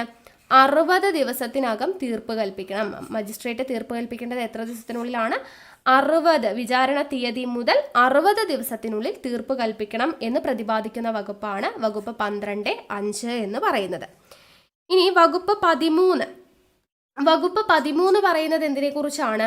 നോട്ടീസിനെ കുറിച്ചാണ് പറയുന്നത്. നോട്ടീസിനെ കുറിച്ചാണ് പറയുന്നത്. അതായത് 12-ാം വകുപ്പ് പ്രകാരമുള്ള പരാതിയെ തുടർന്ന് കോടതിയിൽ വാദം കേൾക്കുന്നതിനുള്ള തീയതി നിശ്ചയിച്ചുകൊണ്ടുള്ള നോട്ടീസ് മജിസ്ട്രേറ്റ് പ്രൊട്ടക്ഷൻ ഓഫീസർക്ക് നൽകുന്നതും പ്രൊട്ടക്ഷൻ ഓഫീസർ നിർണയിച്ച മാർഗങ്ങളിലൂടെ ഏത് കക്ഷിക്കും മജിസ്ട്രേറ്റ് ഉത്തരവ് ചെയ്യുന്ന മറ്റേതെങ്കിലും ആളുകൾക്കും 2 ദിവസത്തിനുള്ളിലോ മജിസ്ട്രേറ്റ് അനുവദിക്കുന്ന ഉചിതമായ സമയത്തിനുള്ളിലോ നൽകേണ്ടതുമാണ്. അപ്പോൾ നോട്ടീസ് നൽകുന്നതിനെ കുറിച്ച് പ്രതിപാദിക്കുന്നതാണ് 13 എന്ന് പറയുന്നത്. ഓക്കെ, ഇനി അടുത്തത് കൗൺസിലിങ്ങിനെ കുറിച്ച് പ്രതിപാദിക്കുന്ന വകുപ്പാണ് വകുപ്പ് 14. വകുപ്പ് 14 എന്തിനെ കുറിച്ചാണ് പ്രതിപാദിക്കുന്നത്? കൗൺസിലിങ്ങിനെ കുറിച്ച് പ്രതിപാദിക്കുന്ന വകുപ്പാണ് വകുപ്പ് 14. അതായത് നടപടികൾ നടന്നുകൊണ്ടിരിക്കുന്ന ഏതെങ്കിലും ഘട്ടത്തിൽ പരാതിക്കാരിയും എതിർകക്ഷിയും ഒന്നിച്ചോ പ്രത്യേകമായോ സർവീസ് പ്രൊവൈഡർ നൽകുന്ന കൗൺസിലിംഗിൽ പങ്കെടുക്കുവാൻ നിർദ്ദേശിക്കാവുന്നതാണ്. കൗൺസിലർമാർ നിശ്ചിത വിദ്യാഭ്യാസ യോഗ്യതയും പരിചയമുള്ളവർ ആയിരിക്കണം എന്ന് പ്രത്യേകം പറയുന്നുണ്ട്. 14(1) ഇത് പറയുന്നത്. ഓക്കെ, 14(1) നടപടികൾ നടന്നുകൊണ്ടിരിക്കുന്ന ഏതെങ്കിലും ഒരു ഘട്ടത്തിൽ പരാതിക്കാരിയും എതിർകക്ഷിയും ഒന്നിച്ച് അല്ലെങ്കിൽ അവരെ പ്രത്യേകമായിട്ടോ സർവീസ് പ്രൊവൈഡർ നൽകുന്ന കൗൺസിലിംഗിൽ പങ്കെടുക്കണം എന്ന് പറയുന്നു. കൗൺസിലർമാർ എങ്ങനെയായിരിക്കണം? നിശ്ചിത വിദ്യാഭ്യാസ യോഗ്യതയും പരിചയമുള്ളവർ ആയിരിക്കണം എന്ന് പ്രതിപാദിക്കുന്ന വകുപ്പാണ് 14(1). ഇനി 14(2) പറയുന്നത് എന്താണ്? 1-ാം ഉപവകുപ്പ് പ്രകാരം മജിസ്ട്രേറ്റ് നിർദ്ദേശം നൽകുന്ന പക്ഷം അടുത്ത വിചാരണ 2 മാസത്തിൽ കൂടാത്ത ഒരു തീയതി ആയിരിക്കണം. അപ്പോൾ ഈ എതിർകക്ഷിയും അതുപോലെ തന്നെ എന്താണ് പരാതിക്കാരിയും തമ്മിൽ ഇരുത്തി കൗൺസിലിംഗ് കൊടുക്കുന്നത്. അപ്പോൾ ഈ ഒരു മജിസ്ട്രേറ്റ് നിർദ്ദേശപ്രകാരം 2 മാസത്തിൽ കൂടാത്ത വിചാരണയായിരിക്കണം. ഒരു വിചാരണ കഴിഞ്ഞു അടുത്ത വിചാരണ 2 മാസത്തിൽ കൂടാത്ത തീയതി ആയിരിക്കണം എന്ന് പറയുന്നതാണ് 14(2) എന്ന് പറയുന്ന വകുപ്പ്. ഓക്കെ, ഇനി 15 എന്ന് പറയുന്ന വകുപ്പിൽ പറയുന്നത് എന്താണ്? മജിസ്ട്രേറ്റ് തൻ്റെ ഏതെങ്കിലും കർത്തവ്യങ്ങൾ നിർവഹിക്കുന്നതിൽ സഹായിക്കുന്നതിനായിട്ട് പരാതിക്കാരിയുമായി ബന്ധപ്പെട്ടതോ അല്ലാത്തതോ ആയതും കുടുംബക്ഷേമ പ്രവർത്തനങ്ങളിൽ ഏർപ്പെട്ടിരിക്കുന്നതുമായിട്ടുള്ള ഒരു വനിതയുടെ സേവനം തേടാവുന്നതാണ്. ഓക്കെ, അപ്പോൾ മജിസ്ട്രേറ്റ് തൻ്റെ ഏതെങ്കിലും കർത്തവ്യങ്ങൾ നിർവഹിക്കുന്നതിൽ സഹായിക്കുന്നതിനായിട്ട് പരാതിക്കാരിയുമായി ബന്ധപ്പെട്ട അല്ലെങ്കിൽ കുടുംബക്ഷേമ പ്രവർത്തനങ്ങളിൽ ഏർപ്പെട്ടിരിക്കുന്ന ഏതെങ്കിലും ഒരു വനിതയുടെ സഹായം തേടാവുന്നതാണ് എന്ന് പറയുന്ന വകുപ്പാണ് വകുപ്പ് 15. ഇനി വകുപ്പ് 16 പറയുന്നത് നടപടികൾ സ്വകാര്യതയിൽ നടത്തുന്നതിനെയാണ്. നടപടികൾ സ്വകാര്യതയിൽ നടത്തുന്നതിനെ കുറിച്ച് പ്രതിപാദിക്കുന്ന വകുപ്പാണ് വകുപ്പ് 16. അതായത് മജിസ്ട്രേറ്റ് സ്വയം തീരുമാനിക്കുകയോ കക്ഷികളിൽ ഒരാളെങ്കിലും ആവശ്യപ്പെടുകയോ ചെയ്യുന്ന പക്ഷം കേസിന്റെ വിചാരണ അടച്ചിട്ട കോടതി മുറികളിൽ നടത്താവുന്നതാണ് എന്ന് പറയുന്നതാണ് 16 എന്ന് പറയുന്നത്. ഓക്കെ, ഇനി അടുത്തത് വകുപ്പ് 17 പറയുന്നത് എന്താണ്? പങ്കാളിയുമായി താമസിച്ച വീട്ടിൽ താമസിക്കുവാനുള്ള അവകാശത്തെക്കുറിച്ചാണ്.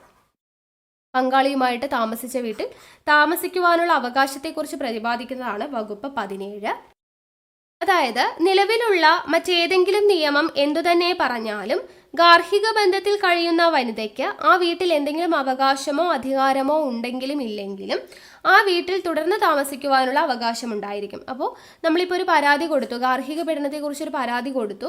ഇപ്പം നമുക്കവിടെ എന്തെങ്കിലും ബുദ്ധിമുട്ടുണ്ടെങ്കിലും ഇല്ലെങ്കിലും അല്ലെങ്കിൽ നമ്മൾ അവിടെ കഴിയുന്നു അല്ലെ, അവകാശം ഉണ്ടോ, നമുക്കവിടെ കഴിയാനുള്ള അവകാശമുണ്ടോ ഇല്ലയോ, അതൊന്നും കാര്യമല്ല. നമുക്ക് എന്താണ് വിചാരണ നേരിടുന്ന ആ ഒരു വേളയിൽ എത്രത്തോളം സമയം നമ്മളവിടെ ഉണ്ടോ അത്രയും സമയം നമുക്കവിടെ അവകാശമുണ്ട്, താമസിക്കുവാനുള്ള അവകാശമുണ്ട് എന്നാണ് പറയുന്നത്. അപ്പം നിലവിലുള്ള മറ്റേതെങ്കിലും നിയമം എന്തു തന്നെ പറഞ്ഞാലും ഗാർഹിക ബന്ധത്തിൽ കഴിയുന്ന വനിതയ്ക്ക് ആ വീട്ടിൽ എന്തെങ്കിലും അവകാശമോ അധികാരമോ ഉണ്ടെങ്കിലും ഇല്ലെങ്കിലും തുടർന്ന് കഴിയുവാനുള്ള അവകാശമുണ്ട് എന്ന് പ്രതിപാദിക്കുന്ന വകുപ്പാണ് വകുപ്പ് 17(1) എന്ന് പറയുന്നത്. ഇനി വകുപ്പ് 17(2) എന്താണ് പറയുന്നത്? നിയമാനുസൃത നടപടിക്രമങ്ങൾ പാലിക്കാതെ അതിക്രമത്തിന് ഇരയായവർ ഒന്നിച്ചു പാർത്തിരുന്ന വീട്ടിൽ നിന്നോ അല്ലെങ്കിൽ വീടിന്റെ ഏതെങ്കിലും ഭാഗത്ത് നിന്നോ ഒഴിപ്പിക്കാൻ പാടില്ല എന്ന് പറയുന്നതാണ് വകുപ്പ് 17(2). അപ്പോൾ നിയമാനുസൃത നടപടിക്രമങ്ങളൊന്നും പാലിക്കാതെ അതിക്രമത്തിന് ഇരയായവർ ഒരുമിച്ച് പാർത്തിരുന്ന വീട്ടിൽ നിന്നോ അല്ലെങ്കിൽ വീടിന്റെ ഏതെങ്കിലും ഭാഗത്ത് നിന്നോ ഒഴിപ്പിക്കാൻ പാടില്ല എന്ന് പറയുന്ന വകുപ്പാണ് വകുപ്പ് 17(2). ഇനി വകുപ്പ് 18 പറയുന്നത് എന്താണ്? സംരക്ഷണ ഉത്തരവുകളെ കുറിച്ചാണ്. സംരക്ഷണ ഉത്തരവുകളെ കുറിച്ച് പ്രതിപാദിക്കുന്ന വകുപ്പാണ് വകുപ്പ് 18. അതായത് ഇരു കക്ഷികളുടെയും ഭാഗം കേട്ട ശേഷം പ്രഥമ ദൃഷ്ട്യാ ഗാർഹിക അതിക്രമം നടന്നുവെന്നോ നടക്കാൻ സാധ്യത ഉണ്ട് എന്നോ മജിസ്ട്രേറ്റ് ബോധ്യപ്പെടുന്ന പക്ഷം പരാതിക്കാരിക്ക് അനുകൂലമായും പ്രതിക്കെതിരായും താഴെ പറയുന്ന സംരക്ഷണ ഉത്തരവുകൾ പുറപ്പെടുവിക്കാം. എന്തൊക്കെയാണ് സംരക്ഷണ ഉത്തരവുകൾ പുറപ്പെടുവിക്കാവുന്നത്? 18 എ എന്ന് പറയുന്നത് എന്താണ്? ഗാർഹിക അതിക്രമം നടത്തുന്നതിൽ നിന്നും സംരക്ഷണ ഉത്തരവുകൾ പുറപ്പെടുവിക്കാം. അടുത്തത് ബി പറയുന്നത് എന്താണ്? ഗാർഹിക അതിക്രമങ്ങൾ കൃത്യങ്ങൾ നടത്തുകയോ നടത്താൻ പ്രേരിപ്പിക്കുകയോ ചെയ്യുന്നതിൽ നിന്നും രക്ഷപ്പെടുത്തുവാനുള്ള സംരക്ഷണ ഉത്തരവുകൾ പുറപ്പെടുവിക്കാം. ഗാർഹിക അതിക്രമത്തിന് ഇരയായവളുടെ ജോലി സ്ഥലത്തോ കുട്ടിയാണെങ്കിൽ സ്കൂളിലോ സാധാരണ പോക്കുവരവുള്ള സ്ഥലത്തോ പ്രവേശിക്കുന്നതിൽ നിന്നും സംരക്ഷണ ഉത്തരവുകൾ പുറപ്പെടുവിക്കാനുള്ള കേസുകളൊക്കെയാണ് നമ്മൾ പറയുന്നത്. അടുത്തത് പരാതിക്കാരിയുമായി നേരിട്ടോ ടെലിഫോൺ വഴിയോ കത്ത് മൂലമോ ഇലക്ട്രോണിക് മാധ്യമം വഴിയോ സംഭാഷണം നടത്താൻ ശ്രമിക്കുന്നത്. അതുപോലെ ഗാർഹിക അതിക്രമത്തിന് ഇരയായവരും എതിർകക്ഷിയും ഒറ്റയ്ക്കോ കൂട്ടായോ ഉപയോഗിക്കുന്ന സ്ത്രീധനം, മറ്റു വസ്തുവകകൾ, ബാങ്ക് ലോക്കറുകൾ, ബാങ്ക് അക്കൗണ്ടുകൾ തുടങ്ങിയ സ്വത്തുക്കൾ മജിസ്ട്രേറ്റിന്റെ അനുവാദമില്ലാതെ അന്യാധീനപ്പെടുത്തുന്നതിൽ നിന്നും, അതുപോലെ തന്നെ ഗാർഹിക അതിക്രമത്തിന് ഇരയായവർക്ക് അതിക്രമത്തിൽ നിന്നും സംരക്ഷണവും സഹായവും നൽകിയിട്ടുള്ള ആശ്രിതരെയോ ബന്ധുക്കളെയോ മറ്റേതെങ്കിലും വ്യക്തികളെയോ പീഡിപ്പിക്കുന്നതിൽ നിന്നും വിലക്കിക്കൊണ്ടും സംരക്ഷണ ഉത്തരവിൽ സൂചിപ്പിച്ചിട്ടുള്ള മറ്റേതെങ്കിലും പ്രവൃത്തി ചെയ്യുന്നതിൽ നിന്നും തടഞ്ഞുകൊണ്ടുമാണ് ഉത്തരവുകൾ വരുന്നത്. ഇനി അടുത്തത് വകുപ്പ് 19 പറയുന്നത് എന്താണ്? താമസ സൗകര്യത്തിനുള്ള ഉത്തരവിനെ കുറിച്ചാണ് പറയുന്നത്. താമസ സൗകര്യത്തിനുള്ള ഉത്തരവുകളെ കുറിച്ച്. അപ്പോൾ അതില് പറയുന്നത് ഇപ്പോൾ വകുപ്പ് 12(1) നമ്മൾ പറഞ്ഞല്ലോ. അപ്പോൾ വകുപ്പ് 12(1) പ്രകാരമുള്ള കേസ് കൈകാര്യം ചെയ്യുന്ന അവസരത്തിൽ ഗാർഹിക അതിക്രമം നടന്നുവെന്ന് മജിസ്ട്രേറ്റിന് ബോധ്യപ്പെട്ട് കഴിഞ്ഞാൽ റെസിഡൻസ് ഉത്തരവുകൾ പുറപ്പെടുവിക്കാവുന്നതാണ് എന്ന് പറയുന്നതാണ് 19(1) എന്ന് പറയുന്നത്. റെസിഡൻസ് ഉത്തരവുകൾ മജിസ്ട്രേറ്റ് പുറപ്പെടുവിക്കാവുന്നതാണ് എന്ന് പറയുന്നത് 19(1)ലാണ്. പരാതിക്കാരിക്ക് നിയമപരമായ അവകാശമുണ്ടെങ്കിലും ഇല്ലെങ്കിലും പങ്കിട്ട പാർത്ത ഭവനത്തിൽ നിന്നും ഒഴിപ്പിക്കുകയോ ശല്യപ്പെടുത്തുകയോ ചെയ്യുന്നതിൽ നിന്നും എതിർകക്ഷിയെ തടയുക, അതുപോലെ ഒരുമിച്ച് പാർത്ത വീട്ടിൽ നിന്നും മാറി നിൽക്കാൻ എതിർകക്ഷിയോട് നിർദ്ദേശിക്കുക, ഒന്നിച്ചു താമസിച്ച വീട്ടിലേക്ക് പ്രവേശിക്കുന്നതിൽ നിന്നും എതിർകക്ഷിയെയോ എതിർകക്ഷിയുടെ ബന്ധുക്കളെയോ തടയുക, ഒന്നിച്ചു താമസിച്ച വീട് വിൽക്കുന്നതോ അന്യാധീനപ്പെടുത്തുന്നതോ ബാധ്യതപ്പെടുത്തുന്നതോ ചെയ്യുന്നതിൽ നിന്നും എതിർകക്ഷിയെ തടയുക, അതുപോലെ ഒന്നിച്ചു താമസിച്ച വീടിന്റെ അതേ നിലവാരത്തിലുള്ള പകരം താമസ സ്ഥലം സൗകര്യപ്പെടുത്തി കൊടുക്കുന്നതിനോ അല്ലെങ്കിൽ വാടക വീടിനുള്ള വാടക കൊടുക്കുന്നതിനോ എതിർകക്ഷിയോട് നിർദ്ദേശിക്കുക. ഇങ്ങനെയുള്ള കാര്യങ്ങളൊക്കെയാണ് അവിടെ വരുന്നത്. അപ്പോൾ സെക്ഷൻ 19 എന്തിനെ കുറിച്ചാണ്? താമസ സൗകര്യത്തിനുള്ള ഉത്തരവുകളെ കുറിച്ചാണെന്നുള്ളത് ഓർത്തിരിക്കുക. അടുത്തത് വകുപ്പ് 20 പ്രതിപാദിക്കുന്നത് എന്താണ്? സാമ്പത്തിക പരിഹാരങ്ങളെ കുറിച്ചാണ്. സാമ്പത്തിക പരിഹാരങ്ങളെ കുറിച്ച് പ്രതിപാദിക്കുന്ന വകുപ്പാണ് വകുപ്പ് 20. അപ്പോൾ ഇതിൽ പറയുന്നത് എന്താണ്? വകുപ്പ് 12(1) അപേക്ഷ പരിഗണിക്കുന്ന അവസരത്തിൽ പരാതിക്കാരിക്കും അവരുടെ മക്കൾക്കും ഉണ്ടായിട്ടുള്ള നഷ്ടം നികത്തുന്നതിലേക്ക് സാമ്പത്തിക സഹായം നൽകാൻ മജിസ്ട്രേറ്റിന് നിർദ്ദേശിക്കാവുന്നതാണ്. നമ്മൾ നേരത്തെ പറഞ്ഞല്ലോ അല്ലെ, ധനസഹായം നൽകാൻ മജിസ്ട്രേറ്റിന് നിർദ്ദേശിക്കാവുന്നതാണ്. അപ്പോൾ അതിൽ ഏതൊക്കെയാണ് വരിക? വരുമാനത്തിലുണ്ടായ നഷ്ടം വരും, ചികിത്സാ ചിലവുകൾ, പരാതിക്കാരിയുടെ കൈവശമുണ്ടായിരുന്ന വസ്തുവകകൾ നശിപ്പിക്കുന്നത് മൂലമുണ്ടാവുന്ന നഷ്ടം, ഇതെല്ലാമാണ് വരുന്നത്. ഇനി വകുപ്പ് 21 പ്രതിപാദിക്കുന്നത് കസ്റ്റഡി ഉത്തരവുകളെ കുറിച്ചാണ്. കസ്റ്റഡി ഉത്തരവുകളെ കുറിച്ച് പ്രതിപാദിക്കുന്ന വകുപ്പാണ് 21.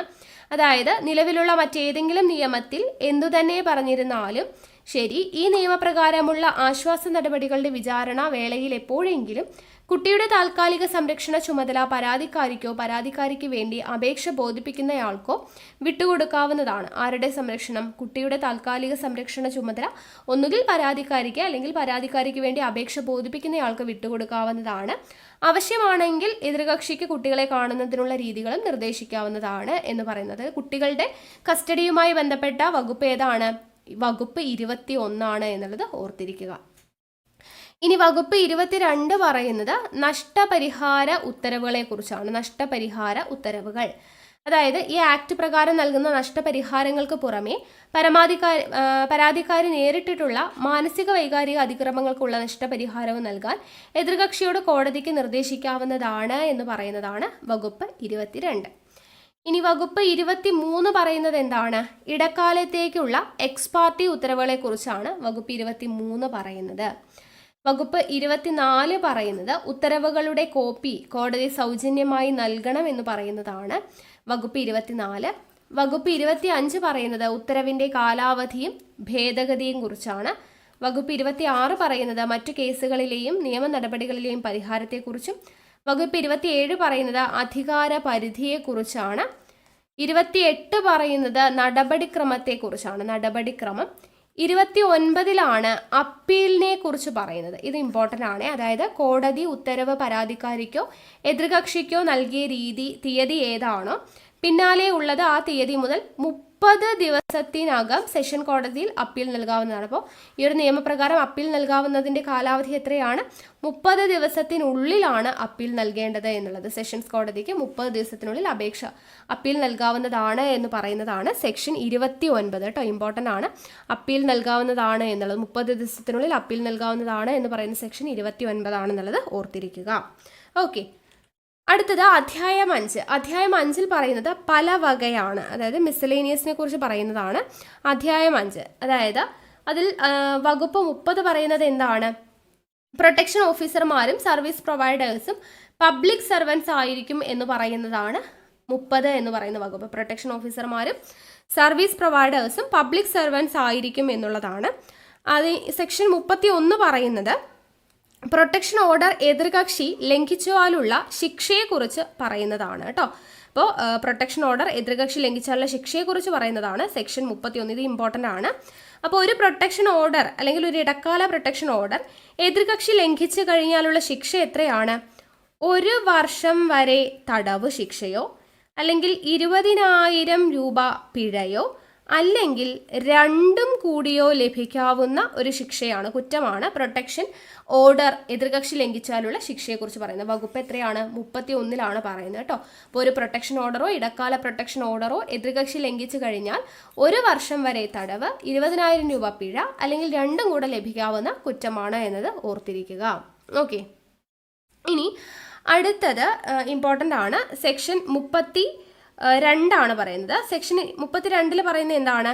തെളിവും കേസെടുക്കലിനെയും കുറിച്ച് പ്രതിപാദിക്കുന്നതാണ്. തെളിവും കേസെടുക്കലിനെയും കുറിച്ച് പ്രതിപാദിക്കുന്നതാണ് സെക്ഷൻ 32 എന്ന് പറയുന്നത്.